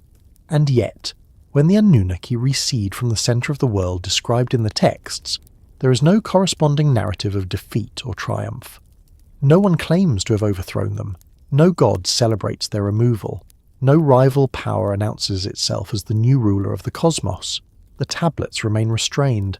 This restraint is not accidental. It reflects a world view in which victory is not the mechanism through which power changes hands. The Sumerian texts are deeply attentive to transition, but they are largely uninterested in conquest as an explanatory model for cosmic change. When authority shifts, it does so without spectacle. When influence fades, it is recorded as absence rather than loss. Victory stories require opposition. They require an enemy that can be confronted, named, and defeated. They require a moment where power is visibly transferred through force. None of these conditions appear in the material surrounding the Anunnaki's diminishing role. There is no antagonist. There is no battlefield. There is no moment of reversal where one order collapses and another takes its place. Instead, there is continuity. The world continues to function before, during, and after the Anunnaki's prominence. Rivers flow, crops grow, cities rise and fall, kings rule, laws are enforced, memory persists. The machinery of existence does not break when the gods become less present. This continuity alone rules out conquest as the cause of change. Conquest disrupts, it leaves scars, it produces instability before a new order can be established. Nothing like that appears here. The Anunnaki are not portrayed as resisting some encroaching force. They do not marshal allies. They do not fortify domains. They do not issue warnings. There is no sense of urgency or threat. Their withdrawal lacks the emotional tone that accompanies defeat. It is calm, procedural, almost administrative. This suggests that nothing opposed them directly. Victory stories also serve a psychological function. They justify the present by narrating the past. They explain why things are the way they are by pointing to a decisive moment of triumph. The Sumerian texts do not do this when it comes to divine authority. They do not explain the present by describing the god's downfall. They explain it by describing gradual reorganization. The implication is that no justification was needed. If the Anunnaki had been forced out by another ruling power, the absence of victory stories would be difficult to explain. Even if humans were unaware of the conflict, the gods themselves would preserve it. Divine beings in Mesopotamian literature are not modest. They boast, they demand recognition, they inscribe their names everywhere. A victorious god would not remain silent. Silence implies irrelevance of victory. The texts also lack mourning for lost divine rule. When cities fall, laments are written. When temples are destroyed, grief is recorded in detail. But there are no laments for the gods losing control of the world. There is no sense of tragedy attached to their reduced presence. This emotional neutrality suggests acceptance rather than trauma. Acceptance implies inevitability. Victory stories usually arise where outcomes could have been different. They emphasize contingency. This happened instead of that. We won when we could have lost. The Sumerian material does not frame divine withdrawal as contingent. It feels expected, as though this was always where the story was going. Another important factor is the role of scribes themselves. These texts were written by people whose lives depended on order. Scribes were administrators, record keepers, legal experts. They did not benefit from chaos. They valued continuity. If divine authority had collapsed violently, it would have threatened the very structures that allowed these texts to exist. The calm tone suggests that the transition preserved administrative stability.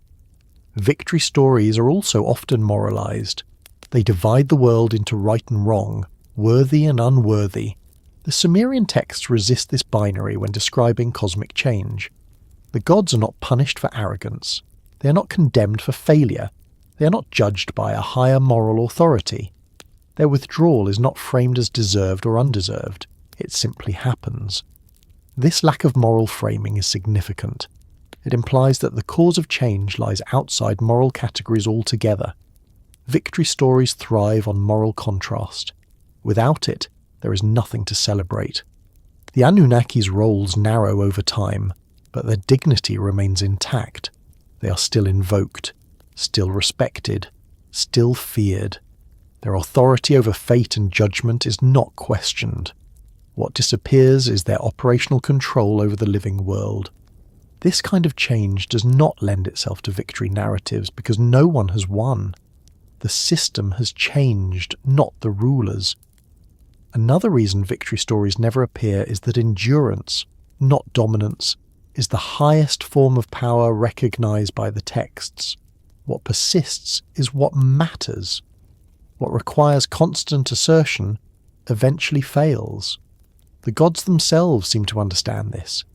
They do not cling to authority where it no longer functions. They allow their roles to shift.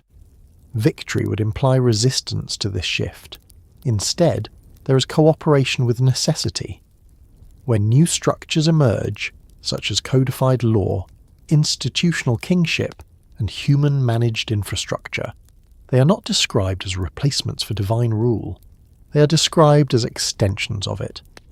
The gods are said to have established these systems, even when they no longer actively manage them. This preserves continuity and avoids the implication of displacement.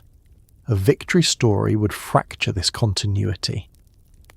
The absence of victory narratives also aligns with the earlier emphasis on order before conflict.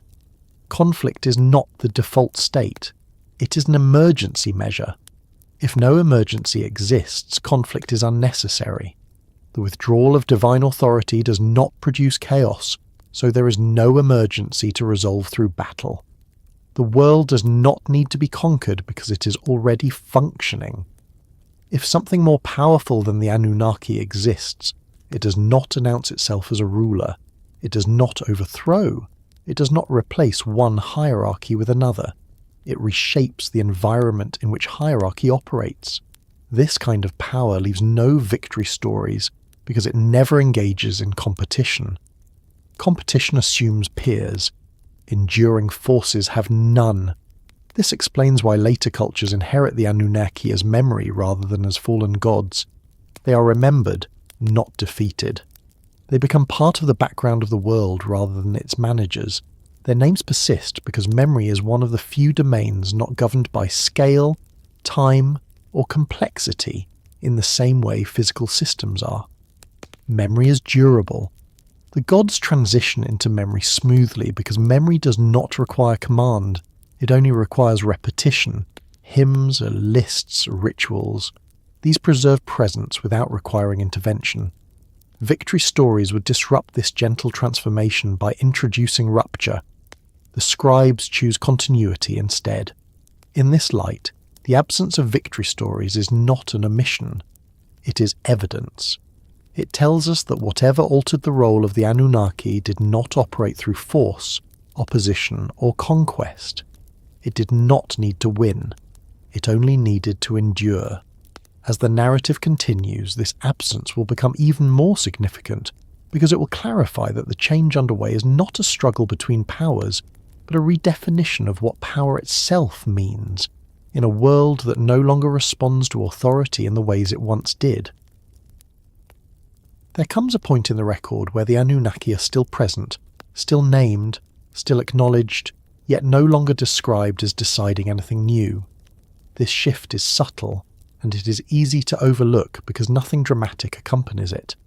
No announcement is made, no boundary is drawn. The gods do not abdicate, they simply stop appearing at moments where decisive choice once defined their role. Earlier traditions place the Anunnaki at the centre of deliberation. They gather, they decree, they determine fates while events are still unfolding.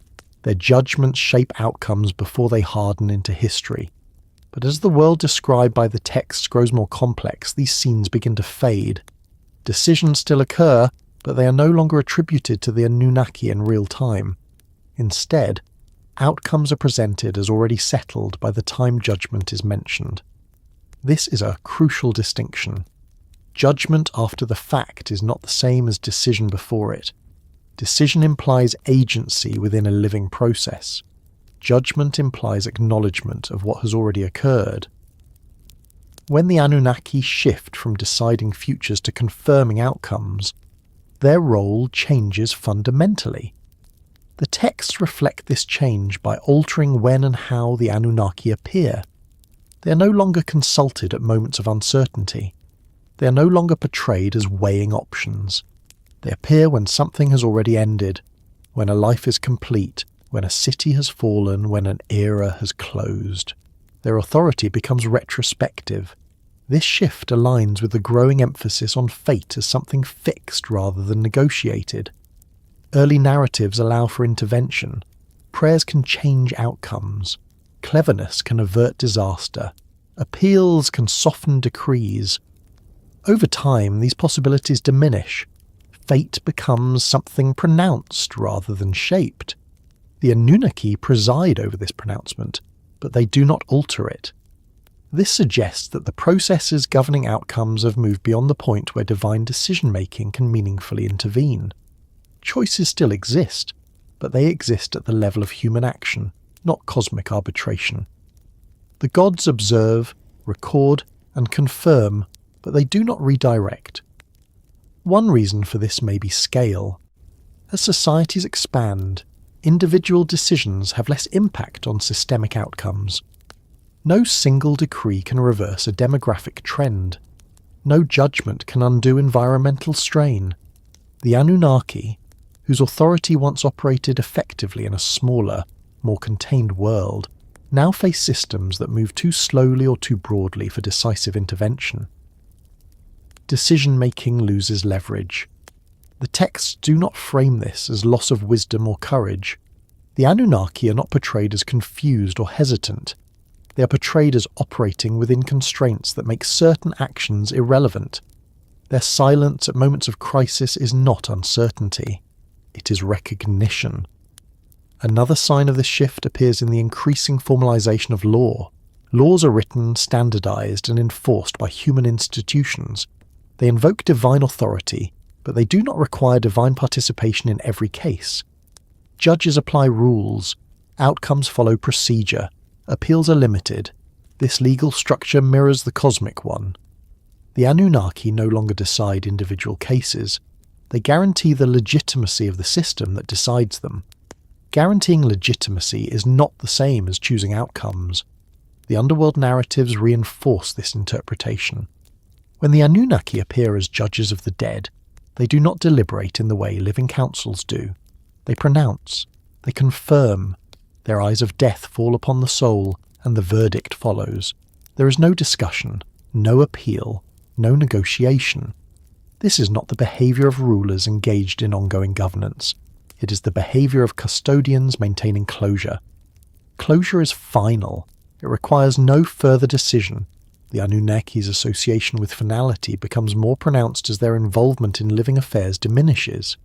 They are increasingly linked to boundaries that cannot be crossed, rather than paths that can be chosen.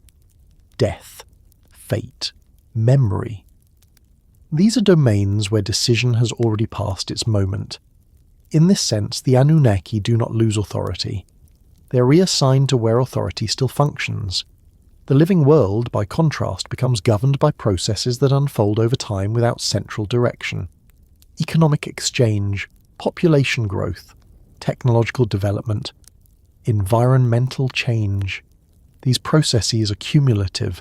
They do not respond well to singular decisions. They require adaptation rather than command. The gods respond by withdrawing from decision-making roles that no longer produce meaningful results. This withdrawal is visible in narrative structure. Later texts spend less time describing divine counsels and more time describing human actions. The gods are invoked, but they are not consulted. Their approval is assumed rather than sought. Their presence is ceremonial rather than operational. Ceremony replaces choice. This change does not provoke resistance in the texts. There is no attempt to restore earlier modes of divine governance. Instead, new forms of stability are developed. Kingship becomes hereditary. Law becomes codified. Infrastructure becomes technical. These systems do not eliminate uncertainty, but they reduce reliance on divine intervention. The Anunnaki are not excluded from these systems. They are embedded within them as symbols of ultimate authority. Their names appear in oaths. Their judgment is invoked at the end of disputes. Their presence legitimizes outcomes that are no longer theirs to decide. This is the role of a power that endures rather than rules. If something more powerful than the Anunnaki exists, it is not making decisions either. It does not choose. It does not judge. It simply shapes the conditions under which decisions matter or do not matter. The gods, recognizing this, cease attempting to decide what cannot be redirected. This is not resignation. It is alignment. The moment when the Anunnaki stop making decisions is not marked by failure. It is marked by restraint. They do not overreach. They do not insist on relevance where relevance has passed. They allow their authority to settle into forms that do not require constant intervention. This restraint preserves continuity. The world does not destabilize. Authority does not fracture. Meaning persists. And this is perhaps the most telling sign of all. Power that collapses leaves chaos behind. Power that withdraws leaves structure intact. The Anunnaki's silence at moments of choice is not emptiness. It is acknowledgement that the decisive forces shaping the world now operate on scales beyond immediate judgment. As the narrative continues, this shift from decision to confirmation will become even clearer, revealing how authority adapts when it can no longer alter outcomes directly, and how the gods reposition themselves within a reality that no longer waits for them to decide what comes next. A threat that leaves no names behind is the most difficult kind to recognize, because recognition itself depends on language, identity, and opposition. In the ancient texts, threats are usually personal. They are embodied. They arrive with faces, titles, genealogies, and motives.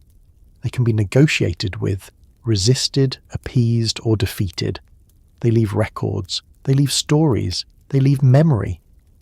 What emerges here is something fundamentally different, a pressure that alters behavior without ever appearing as an actor, a force that reshapes authority without presenting itself as a rival. The absence of names is not an oversight, it is a clue. When the Anunnaki recede from decision-making, when their authority narrows without conflict, the texts do not fill the gap with a new ruler. No god replaces them at the center. No higher deity arrives to assert dominance. No cosmic enemy is introduced to justify the change. Instead, the world continues, altered but intact, governed by patterns that do not require explanation because they are already familiar. This familiarity makes the threat invisible.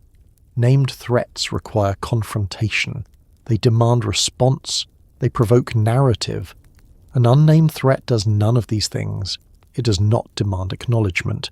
It does not escalate. It simply persists until behavior changes around it. The gods do not argue with it. They do not address it directly. They adapt.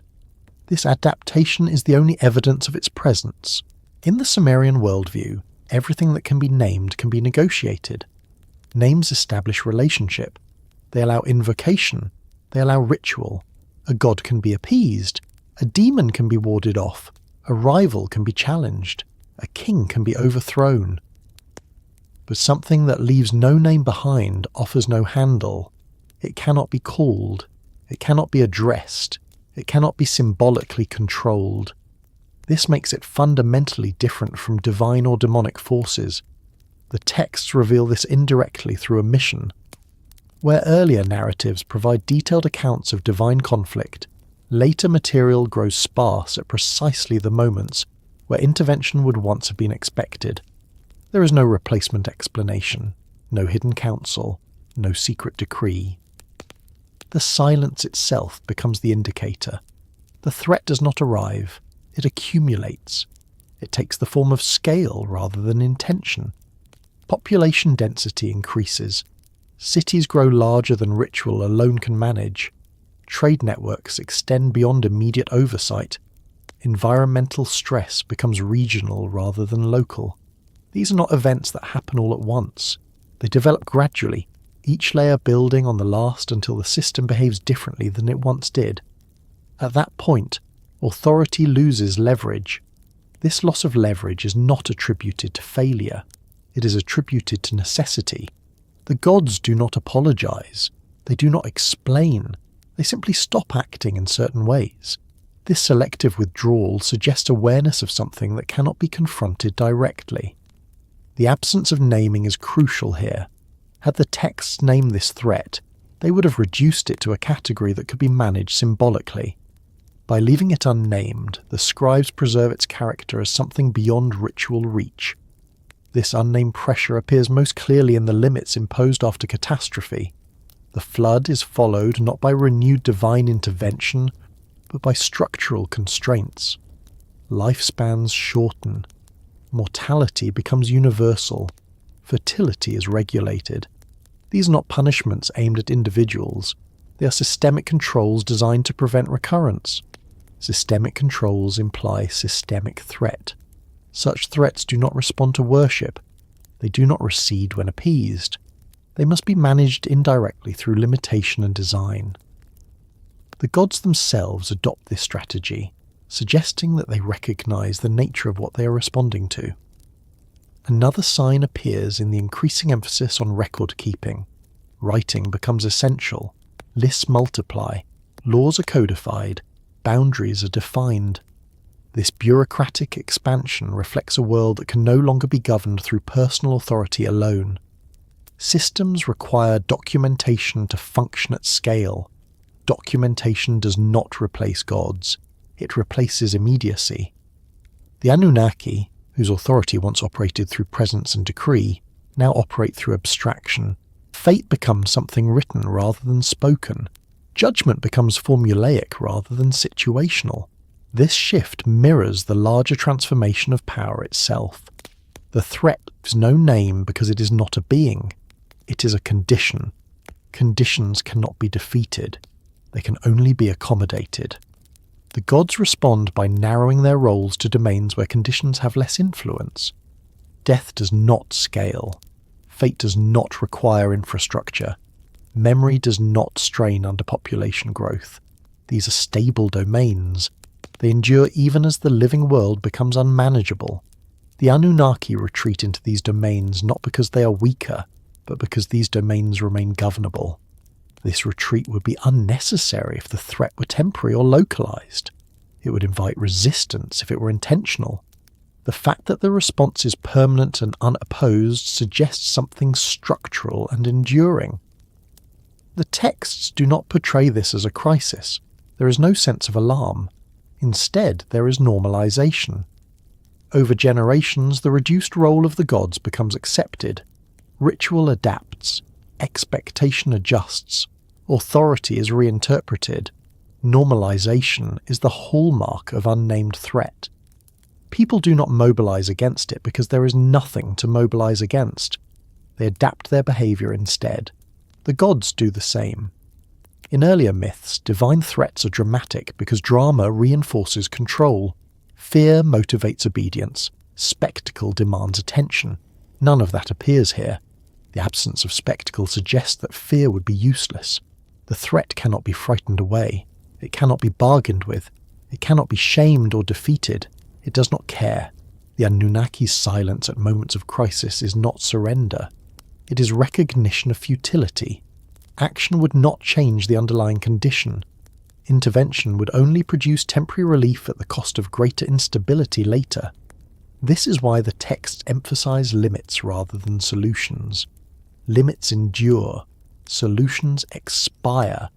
By imposing biological, social, and institutional constraints, the gods align themselves with the enduring structure of reality rather than opposing it. They become custodians of boundary rather than agents of change. This alignment preserves relevance. The unnamed threat reshapes the world without leaving a trace of itself in narrative form. It does not need memory. It does not seek acknowledgement. It exerts influence simply by existing longer than any authority that tries to command it. This is why no myths describe its origin. There is no beginning to record. It is not new. It has always been there. What changes is scale. What changes is exposure.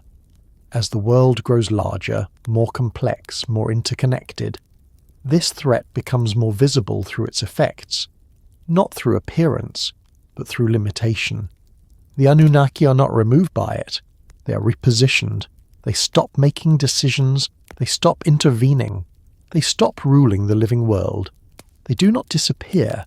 They persist where persistence matters more than command. The threat leaves no names behind because naming would imply boundaries it does not possess.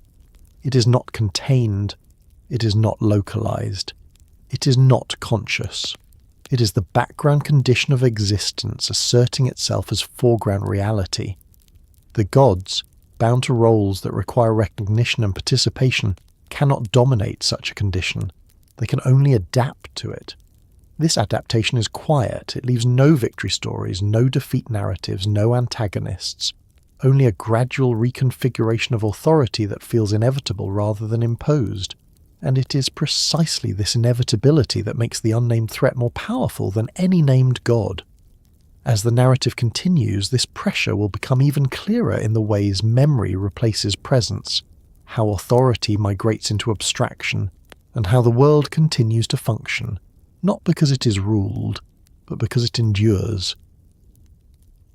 The quiet replacement of divine presence does not happen through removal or denial. It happens through substitution. Something else begins to perform the function that presence once fulfilled, and it does so without announcement, without ceremony, and without resistance. The gods are not chased away. They are not rejected. They are slowly made unnecessary in the places where they once stood closest.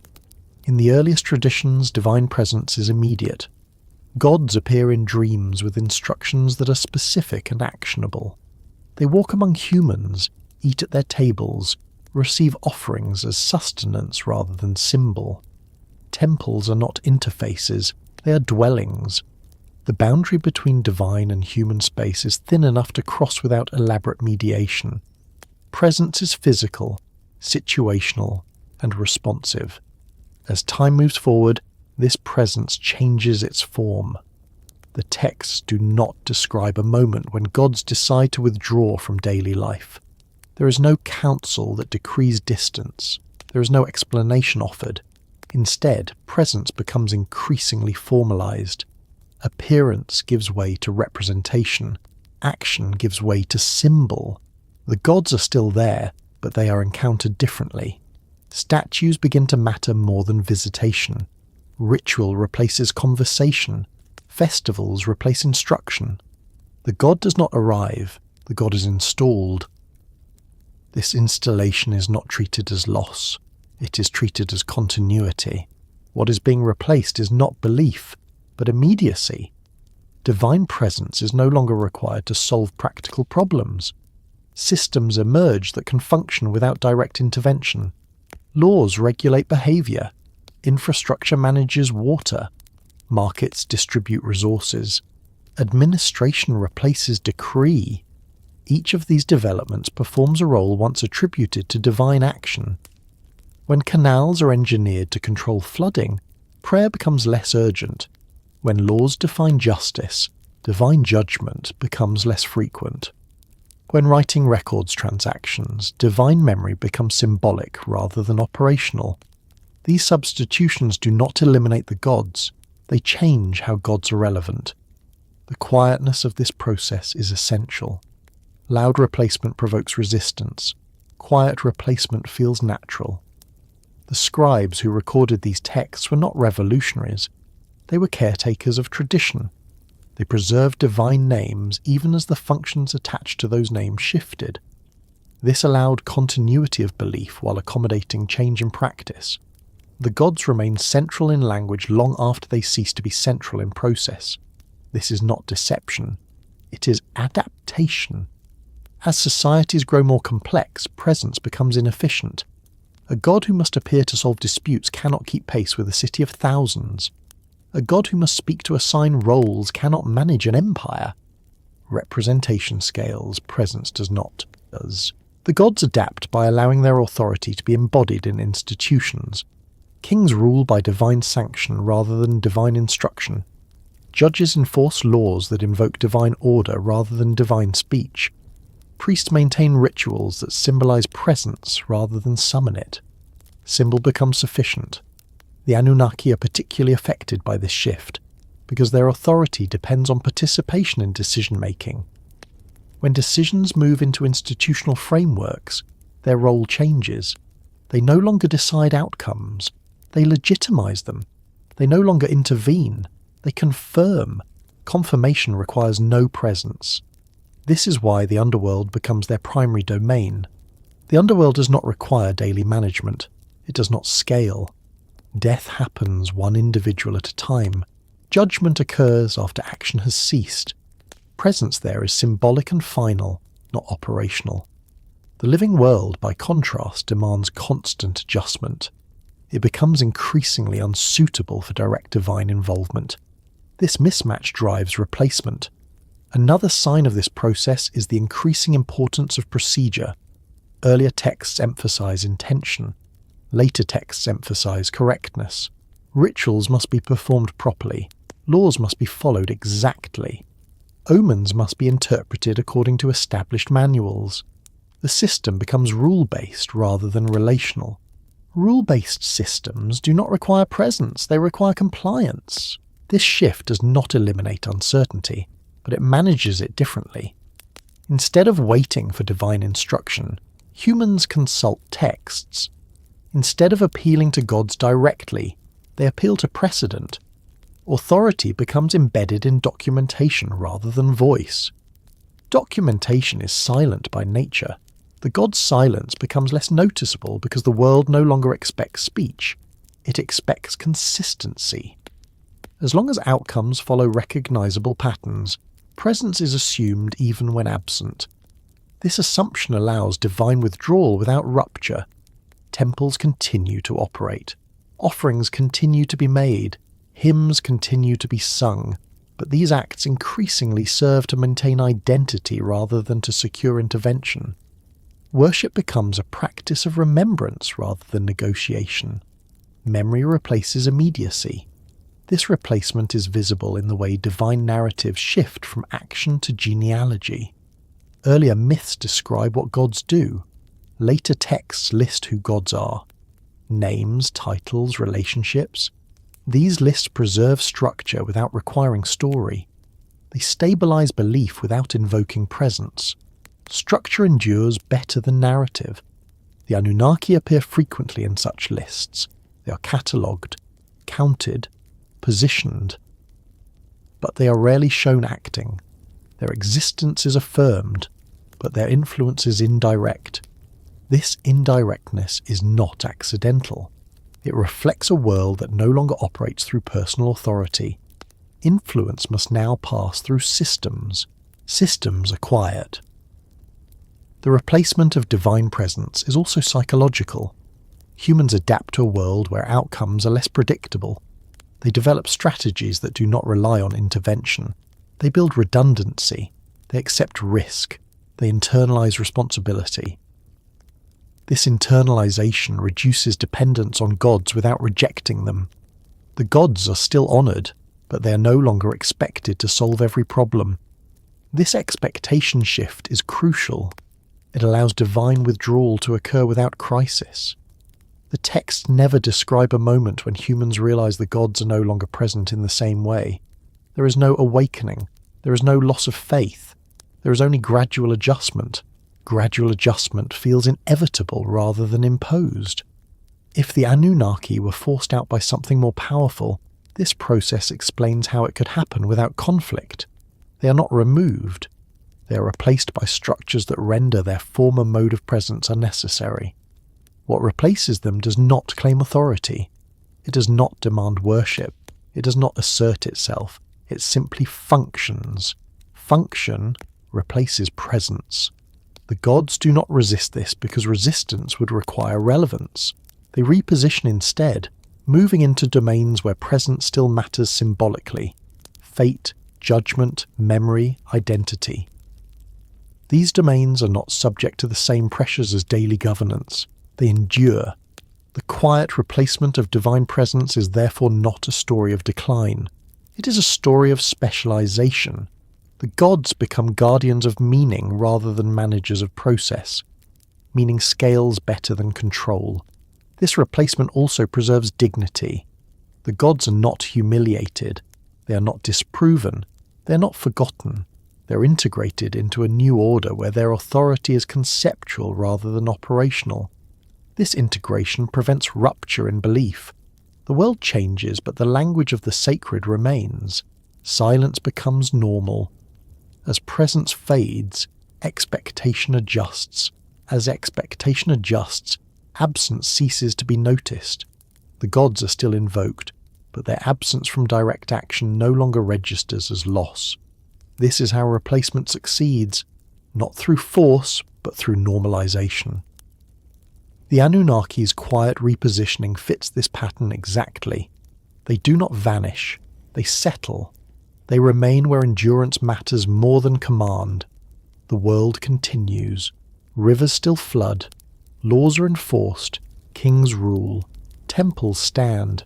Memory persists. Nothing feels broken. And that is perhaps the most telling sign of all.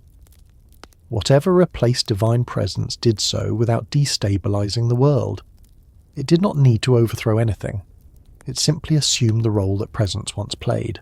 As the narrative continues, this replacement will become even clearer in the way memory takes precedence over experience, how abstraction replaces interaction, and how authority survives by becoming less visible, less personal, and far more durable than it ever was when gods walked openly among the living. Survival through absence, not confrontation, is a pattern that appears repeatedly once the older expectations of divine intervention begin to fade. It is a strategy that does not rely on strength, spectacle, or resistance. It relies on timing, restraint, and the ability to endure without drawing attention. In the Sumerian texts, this form of survival is never announced as such. It emerges quietly, through what is no longer done rather than through what is done openly. Confrontation assumes an opponent that can be named, faced, and overcome. It assumes boundaries that can be crossed and victories that can be claimed. Absence assumes none of this. Absence accepts that some forces cannot be opposed meaningfully, and that survival depends not on defeating them, but on stepping out of their way. The gods, and the Anunnaki in particular, appear to adopt this strategy long before it is ever described in explicit terms. Earlier traditions are filled with proximity. Gods argue among themselves. They intervene in human affairs. They enforce decrees directly. Their presence is felt as pressure, as correction, as command. But as the world grows more complex and less responsive, this proximity becomes risky. Every intervention carries consequences that ripple outward. Every decision alters balances that are no longer localized. In such a world, confrontation becomes dangerous. The texts never show the gods attempting to confront the unnamed pressures reshaping their domain. There is no effort to assert dominance over scale, complexity, or time. Instead, there is withdrawal. Not retreat in fear, but removal from exposure.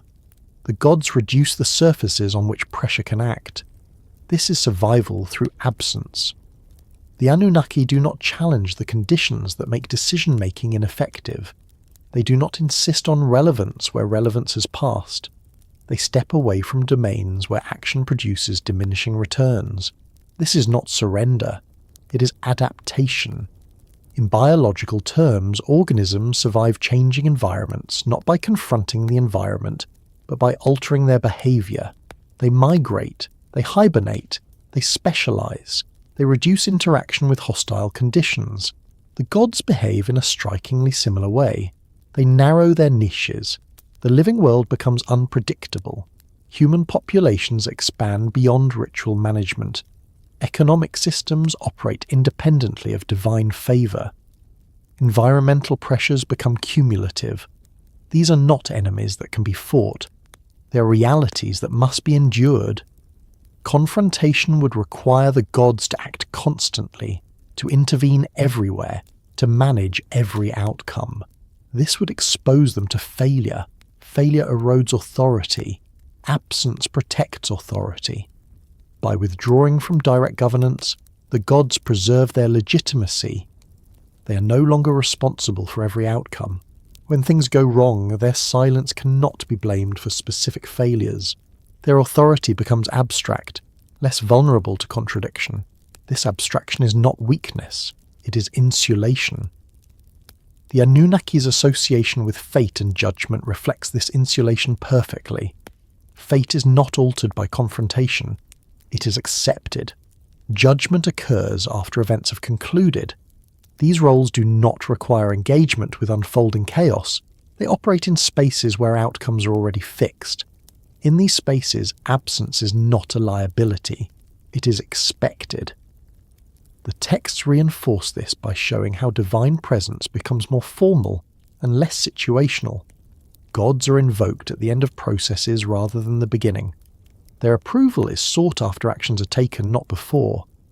Their role shifts from guidance to confirmation. Confirmation does not require confrontation. Another sign of survival through absence appears in the way divine conflicts diminish over time. Earlier myths contain rivalries, disputes, and power struggles among gods. Later material is comparatively quiet. The pantheon stabilizes. Roles are fixed. Conflict gives way to hierarchy. This stabilization suggests that confrontation among gods becomes unsustainable as the system grows. Conflict introduces unpredictability. Predictability is necessary for endurance.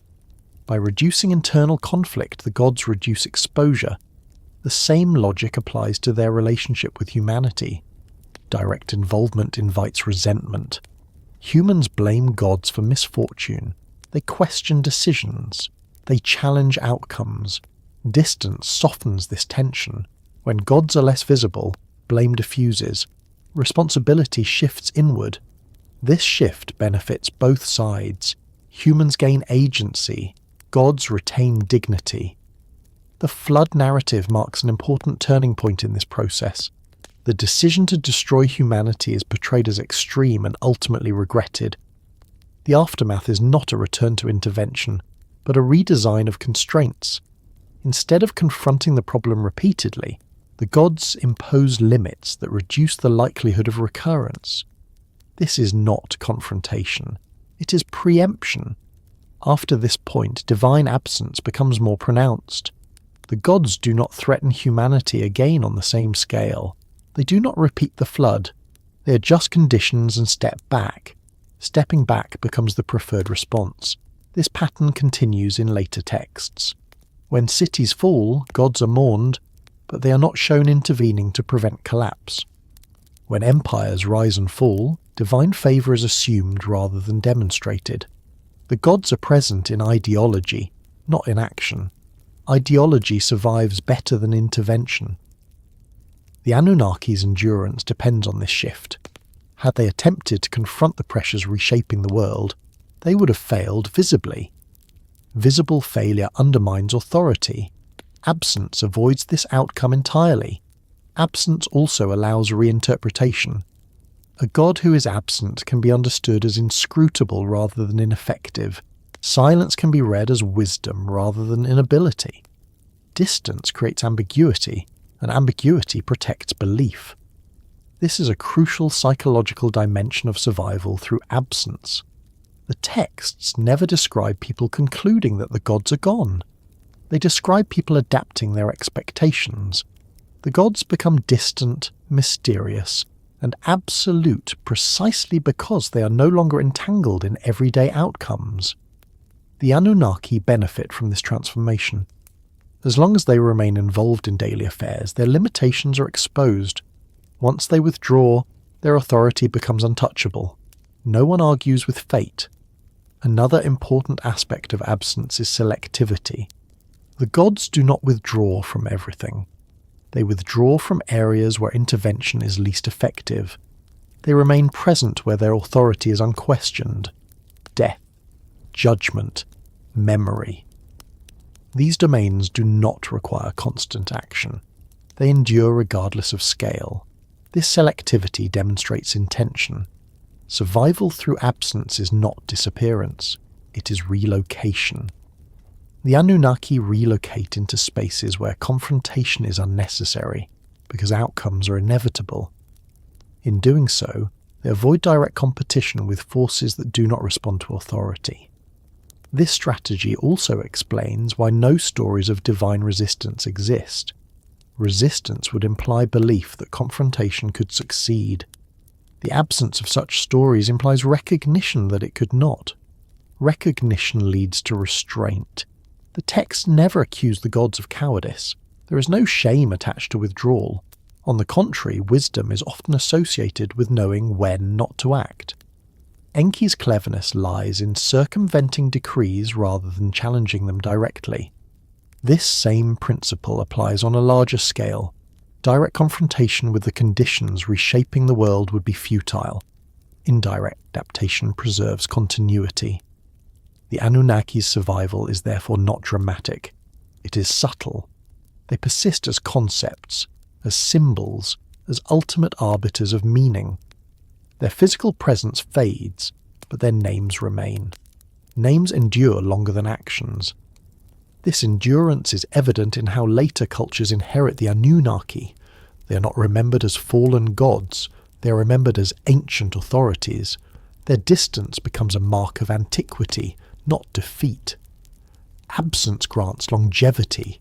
Had they confronted what displaced them, their story would have ended in failure. By withdrawing, their story remains open-ended, capable of reinterpretation across generations. This is perhaps the deepest implication of survival through absence. It allows continuity without resolution. The gods are neither victorious nor defeated.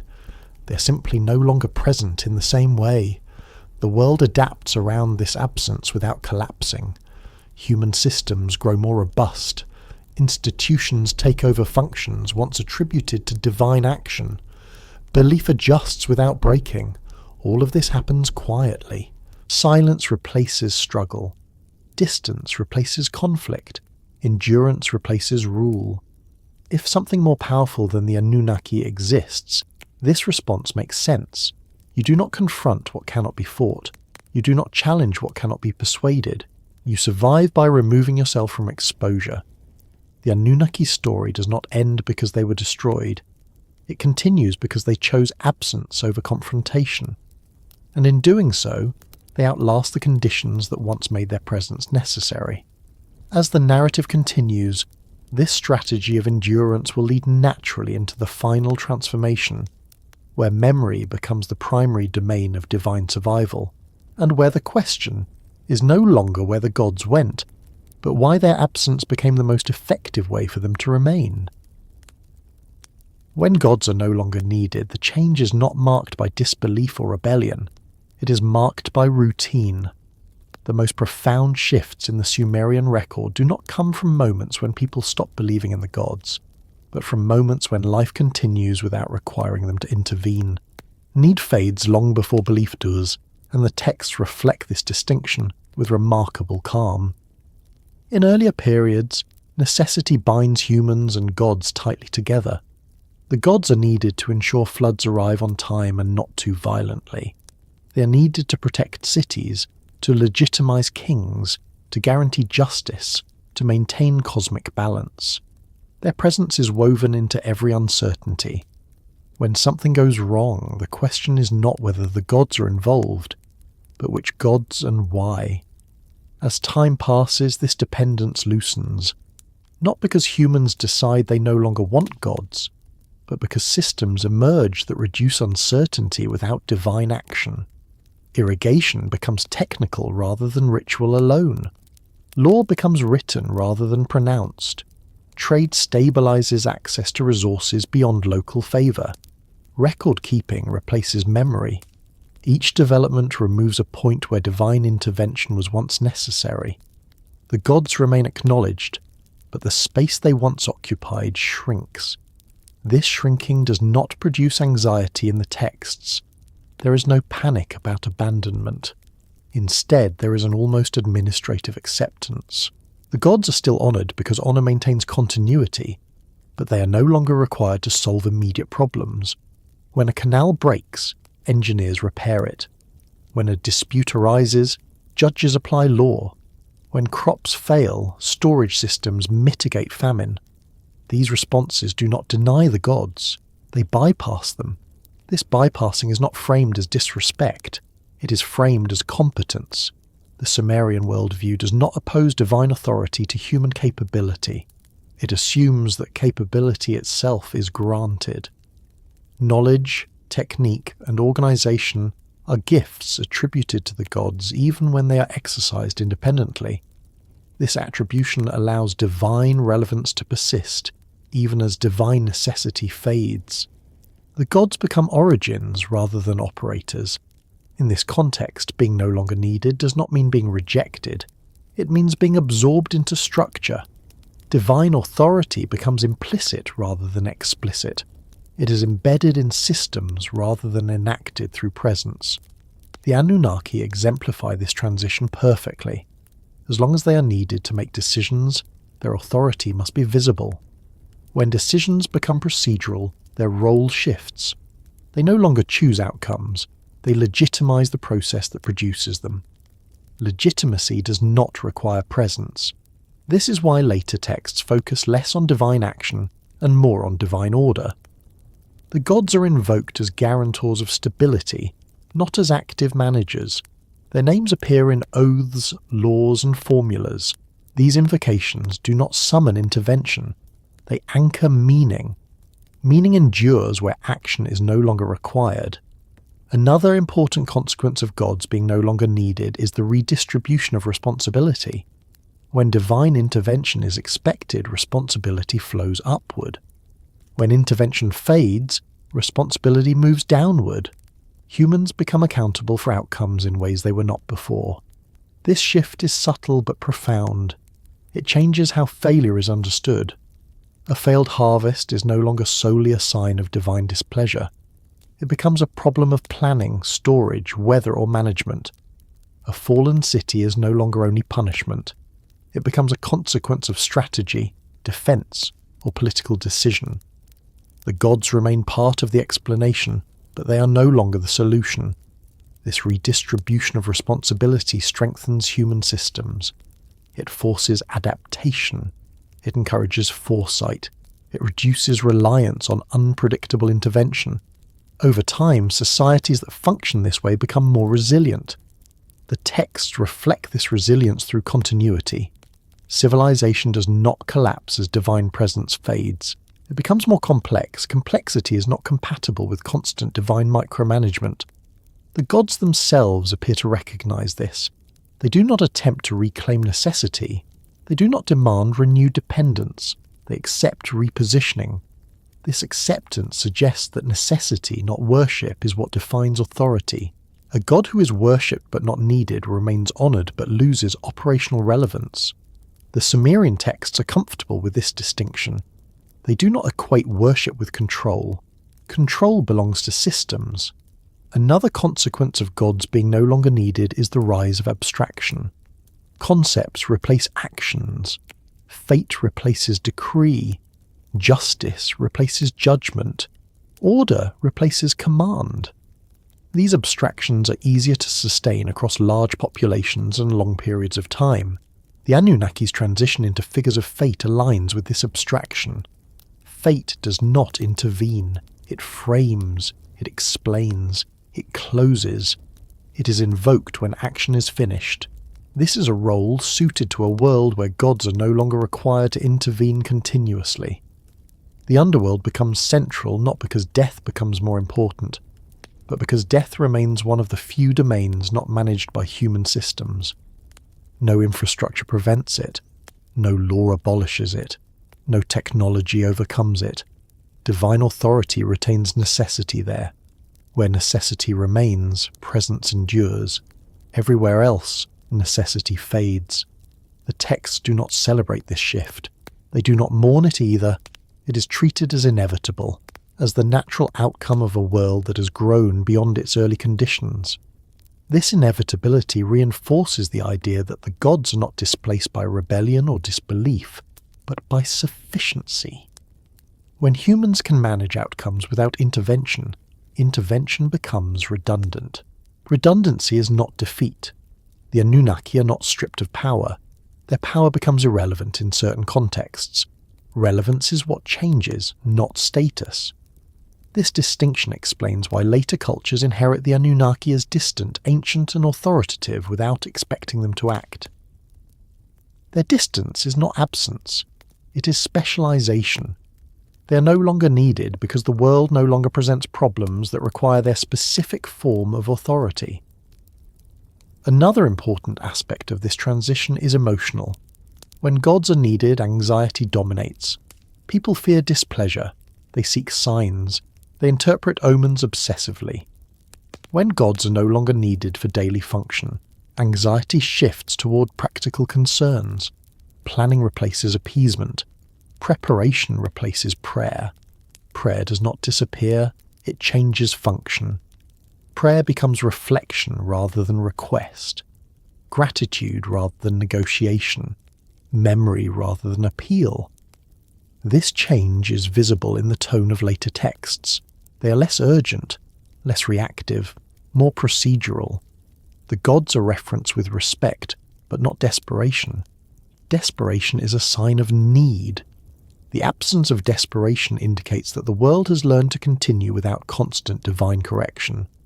This learning does not happen all at once. It unfolds across generations. Each generation inherits systems that work well enough to reduce reliance on gods, while still preserving belief as cultural identity. Belief survives because it no longer carries the burden of necessity. If the Anunnaki were forced out by something more powerful, this process explains how that force would operate, not by erasing gods, but by erasing the need for them.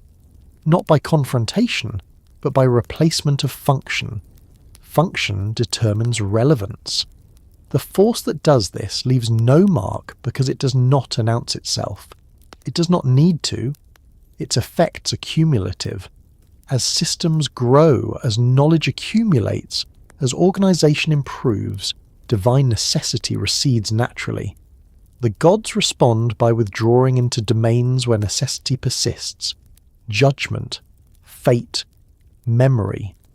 These domains do not benefit from systems. They remain outside practical control. This selective endurance allows divine authority to persist indefinitely without intervention. The world that emerges is not godless. It is structured. The gods are present as foundations rather than operators. They are invoked as origins, guarantors, and witnesses.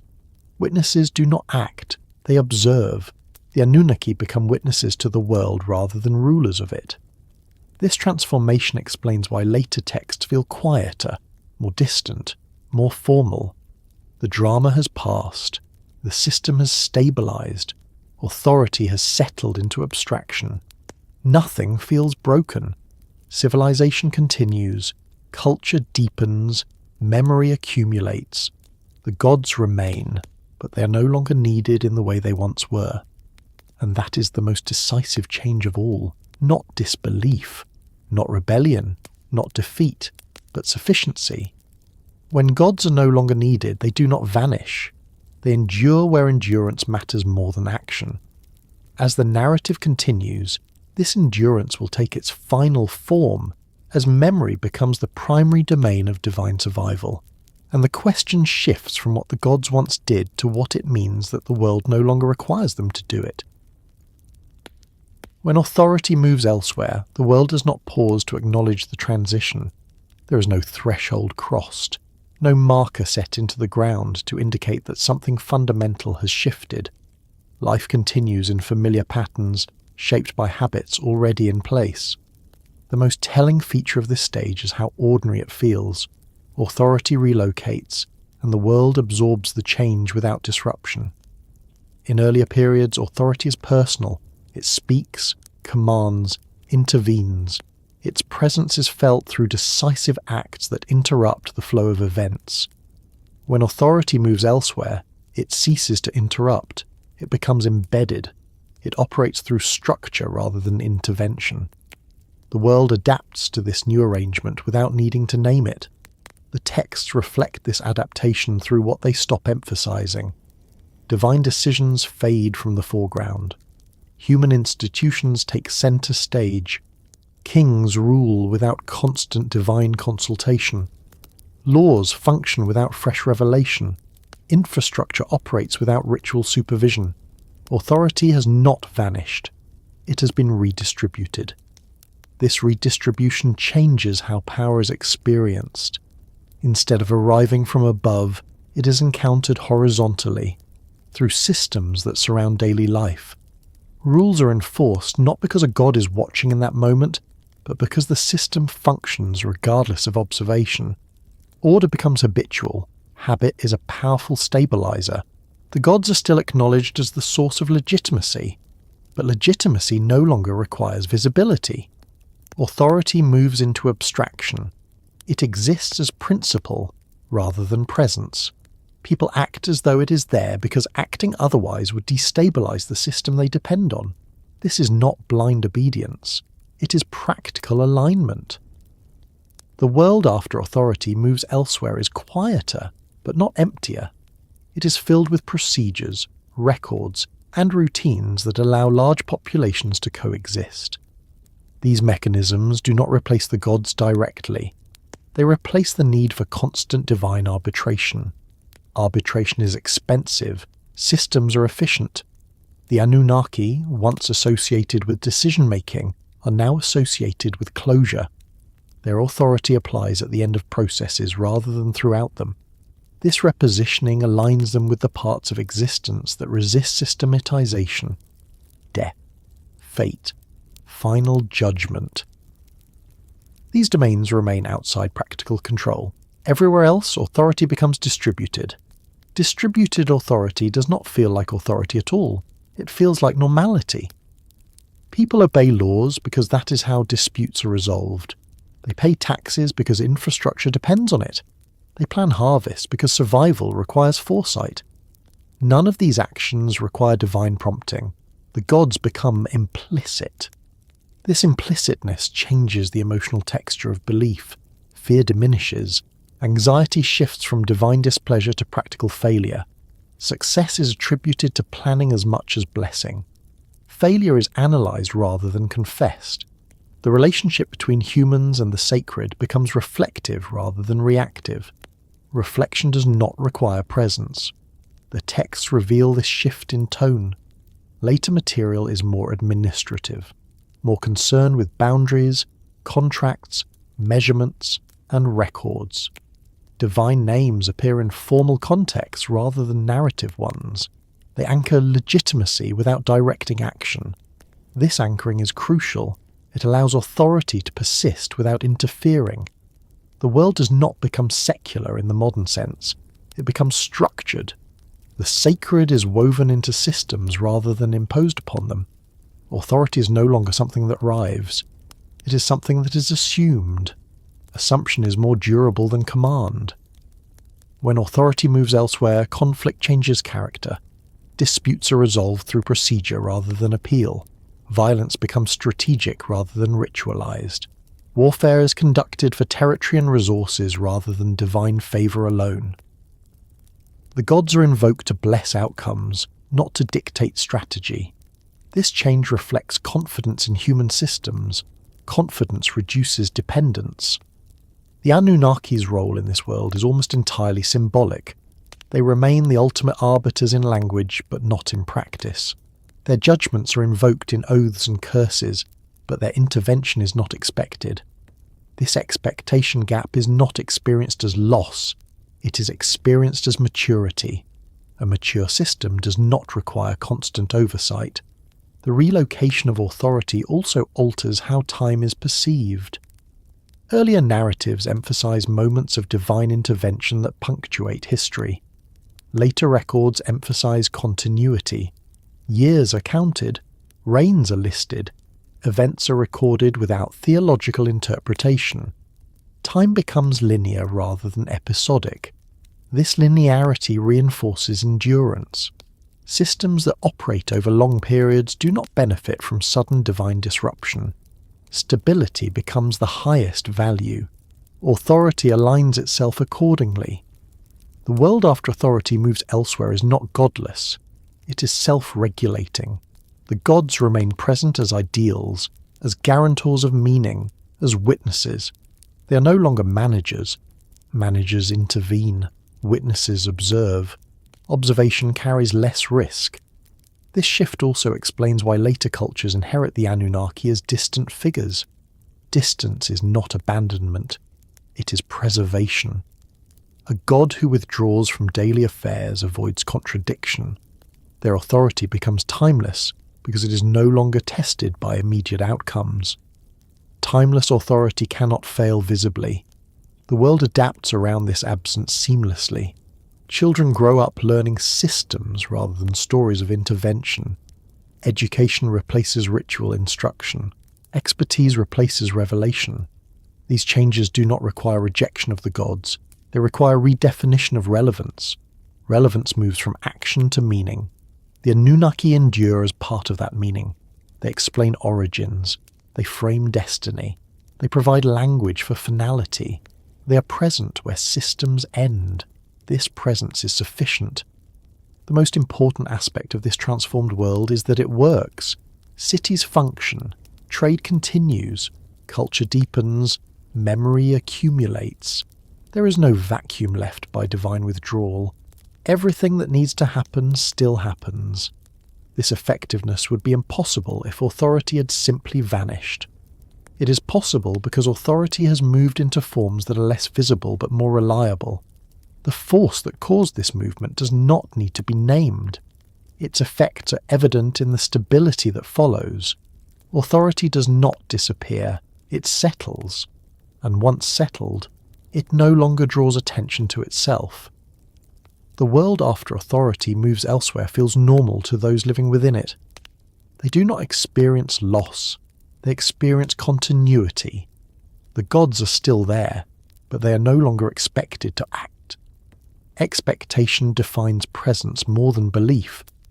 As the narrative approaches its conclusion, what remains is a world shaped by endurance rather than command, by structure rather than intervention. The Anunnaki survive within this world not as rulers, but as reminders of an earlier mode of authority that was necessary once, but is no longer required. What comes next is not disappearance, but memory. Not absence, but transformation into something quieter and more lasting than power ever was. Memory becomes the only place they remain not because the gods are forgotten, but because memory is the one domain that does not demand action. It does not require intervention, response, or correction. It does not strain under scale. It does not collapse under complexity. Memory holds without asking anything in return, and that makes it the final refuge for authority that no longer governs the living world. In the earliest traditions, memory and presence are closely linked. What is remembered is what continues to act. Stories preserve deeds so they can be repeated, reenacted, or invoked. A god remembered is a god expected to intervene again. Memory functions as a bridge between past action and future expectation. Over time, this relationship changes. The texts begin to preserve memory without expectation. Gods are named, listed, invoked, but no longer called upon to act. Their stories are recorded not to summon repetition, but to establish continuity. Memory becomes archival rather than anticipatory. This shift is subtle but decisive. Lists replace narratives, genealogies replace myths of action, hymns recount ancient deeds without implying their return. The Anunnaki appear frequently in these records, but almost always as references rather than agents. They are part of the structure of history, not its movement. This transformation allows divine authority to endure indefinitely. A god preserved in memory cannot fail. They cannot be disproven by events. They cannot be contradicted by outcomes. Their authority becomes insulated from reality because it no longer competes with it. Memory is static. Reality is not.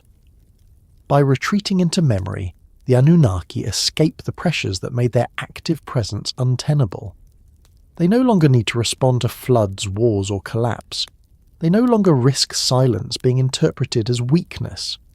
Memory explains silence by framing it as distance, antiquity, or mystery. Distance enhances authority. The texts support this by increasingly situating the gods in the deep past. Their actions are described as foundational rather than ongoing. They established order. They set boundaries. They defined roles. What follows unfolds within that framework without further divine input. This framing preserves relevance without requiring intervention. Memory also allows reinterpretation. Each generation can adjust what the gods represent without changing the record. The Anunnaki can be judges, ancestors, symbols of fate, or embodiments of cosmic order depending on context. Memory is flexible in meaning even when fixed in form. This flexibility is crucial for endurance. Active authority must be precise. Memory can be ambiguous. Ambiguity protects belief by allowing adaptation without contradiction. The Anunnaki's presence in memory is reinforced through ritual repetition. Festivals reenact moments long past. Hymns recite names whose actions are no longer expected. Oaths invoke divine witnesses who do not intervene. These practices keep memory alive without summoning presence. Summoning is no longer necessary. The underworld narratives contribute to this process by positioning the Anunnaki at the boundary between memory and finality. Judgment occurs after life has ended. What remains is record. Fate is pronounced. Memory is fixed. The Anunnaki preside over this transition, reinforcing their association with permanence rather than action. They become guardians of record rather than agents of change. This role aligns perfectly with memory as their final domain. Memory does not change events, it preserves them. It defines how they are understood after the fact. The texts themselves are acts of memory. Clay tablets do not intervene in the world. They store it. They stabilize it. They allow continuity across time without requiring presence. In this sense, the Anunnaki survive within the medium of writing itself. Writing replaces presence more effectively than ritual ever could. It scales, it endures. It does not require constant renewal. Once inscribed, memory persists even when belief evolves. The gods become inseparable from this medium. They exist where their names are written, copied, and preserved. Their authority becomes textual. Textual authority does not act, it informs. This shift explains why later cultures inherit the Anunnaki as distant figures whose actions belong entirely to the past. They are ancient by definition. Their relevance lies in origin, not operation. They explain why things are the way they are, not how to change them. Explanation replaces intervention. Memory also allows the gods to survive contradiction. When events occur that would once have challenged divine authority, memory absorbs the inconsistency. The gods are no longer expected to prevent disaster. Their role is to contextualize it within a larger narrative. This narrative function is powerful. It shapes identity. It provides meaning. It connects present experience to an ordered past. Meaning is the last function of authority. Once authority moves fully into memory, it no longer competes with lived experience. It complements it. The gods are no longer responsible for outcomes. They are responsible for interpretation. Interpretation endures. The Anunnaki's survival in memory also explains why there is no moment of disappearance. They do not leave. They recede into story, record, and ritual. Their presence thins until it becomes entirely symbolic, but symbolism is not absence. Symbolism is concentration. A symbol holds meaning without requiring action. It condenses complexity into form. The Anunnaki become symbols of judgment, order, and inevitability. These concepts do not need embodiment to function. They persist through repetition. Memory is also selective. It preserves what fits the present. As the world changes, aspects of the gods that no longer resonate fade from emphasis. What remains are elements that continue to make sense. Authority, fate, order. These are timeless concerns. The Anunnaki survive by aligning with timelessness. They are no longer tied to specific interventions that can be questioned. They are tied to structures that endure regardless of circumstance. This survival strategy is not unique to gods. It mirrors how institutions, laws, and traditions persist. They move into memory, precedent, and documentation as their original contexts disappear. The gods follow the same path. The difference is that their memory carries sacred weight. It is not merely historical, it is normative. It shapes how people understand themselves and their place in the world. This shaping does not require belief in active intervention. It requires recognition of origin. Origin stories do not need to repeat. The Anunnaki become origin rather than presence. They remain as the background against which the world unfolds. This background is stable because it does not act. As long as the world continues, memory remains relevant. As long as memory persists, the gods endure. This is not defeat. It is transformation into the most resilient form of existence available. If something more powerful than the Anunnaki exists, memory is the only place where it cannot reach. Conditions can erase presence. Time can erode authority. Complexity can overwhelm governance. But memory persists as long as someone continues to record, recite, and repeat. The gods recognize this. They do not cling to action. They accept remembrance. In doing so, they secure permanence. As the narrative moves toward its final reflection, the question is no longer what happened to the gods, but what it means that they remain only in memory, and why memory, rather than power, becomes the last and strongest form of divine survival. There is a quiet weight to the idea that even gods can be forced out, not through violence or defeat, but through conditions that make their presence unnecessary. It is not a dramatic thought. It does not arrive with fear or urgency. It settles slowly, the way certain realizations do just before sleep, when the mind is no longer trying to argue or resolve, only to notice. If even gods can be displaced, then power is not what we usually imagine it to be. It is not strength, or authority, or the ability to command obedience. It is not even longevity. The Anunnaki were strong. They were authoritative. They endured for ages beyond human reckoning. And yet, none of that guaranteed permanence in the way presence once did. What endures, according to the pattern traced through the texts, is not rule, but relevance. The Anunnaki did not disappear because they were destroyed. They did not fall because they were challenged. They did not fail because they were unworthy. They simply reached a point where the world no longer responded to the kind of authority they embodied. Their power did not collapse. It became mismatched. This mismatch is subtle, and it is easy to misunderstand. When we imagine gods being forced out, we imagine expulsion, rebellion, or replacement. We imagine something stepping in to take their place. But the texts never show this. There is no new ruler, no higher throne, no greater name. What replaces divine presence is not another authority, but a different way of functioning altogether. Systems replace decisions, structure replaces intervention, endurance replaces command. This is unsettling, not because it diminishes the gods, but because it reframes power itself. It suggests that the most decisive forces are not those that rule, but those that persist quietly long enough to make rule irrelevant. The Anunnaki did not lose their place because they were weaker than something else. They lost it because something else did not need to rule. That difference matters. A ruling power depends on response. It needs obedience, recognition, participation. It must be engaged with. A power that does not rule does not depend on any of this. It shapes the environment so thoroughly that response becomes adaptation rather than resistance. You cannot argue with time. You cannot defeat scale. You cannot negotiate with complexity. These are not opponents. They are conditions.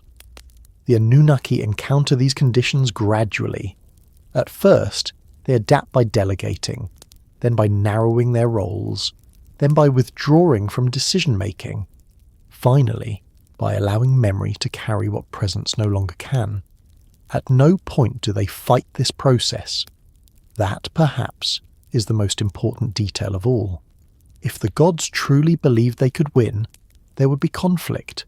If they believed resistance mattered, there would be stories of struggle. The absence of these stories suggests recognition, a quiet understanding that some changes are not adversarial. They are structural. This understanding reshapes how the end of divine presence is experienced. It is not traumatic. It is not catastrophic. It does not break the world. Civilization continues. Culture deepens. Memory accumulates. The world remains ordered, even as authority becomes less visible. From within the world, nothing feels lost, and that may be the most unsettling implication. If even gods can withdraw without the world noticing, then power has never been the foundation of order. Order exists independently. Authority merely aligns with it for a time. This does not make the gods irrelevant. It makes them temporary. Temporariness is not failure. It is participation in a larger process. The Anunnaki participate in the world when their mode of authority fits the conditions of that world. When those conditions change, they do not insist on remaining central. They reposition. They endure differently. This endurance through transformation suggests a form of wisdom that is rarely associated with power. The wisdom to step back. Stepping back is often misread as weakness. In the texts, it appears as survival. By withdrawing from confrontation, the gods avoid being defined by defeat. By retreating into memory, they avoid being disproven by events. By narrowing their roles, they preserve relevance where relevance is possible. This is not the survival of rulers. It is the survival of meaning. If even gods can be forced out, then what remains is not domination, but continuity. Not command, but structure. Not presence, but memory. And memory is powerful in its own way. Memory does not act, but it shapes how action is understood. It frames origin. It gives context. It provides a sense of order that does not need enforcement. In this way, memory becomes the last domain of authority. The Anunnaki remain there, not as managers of the world, but as reminders of an earlier mode of being. They are not warnings. They are not failures. They are evidence that authority adapts or dissolves, depending on how it responds to change. There is a quiet humility in this idea, whether one reads it as myth, history, or reflection. It suggests that no position is permanent, no role eternal, not even for gods. Everything that endures does so by changing how it endures. This thought does not demand fear. It invites stillness. If even gods can be forced out, then the world is not held together by command. It is held together by patterns that persist, regardless of who presides over them. These patterns are older than gods and will outlast them, and yet, within those patterns, meaning still matters. Memory still matters. Stories still matter. The The Anunnaki are no longer present in the way they once were, but they are not gone. They remain where all things eventually settle, not in action, but in recollection. As the mind begins to rest, this idea does not need resolution. It does not need agreement. It simply needs space. A world where even gods step back is not a world without order. It is a world where order no longer requires witnesses. And perhaps that is the quietest thought of all. That existence does not need to be ruled to continue. It only needs to endure. And in that endurance, everything finds its place, even gods.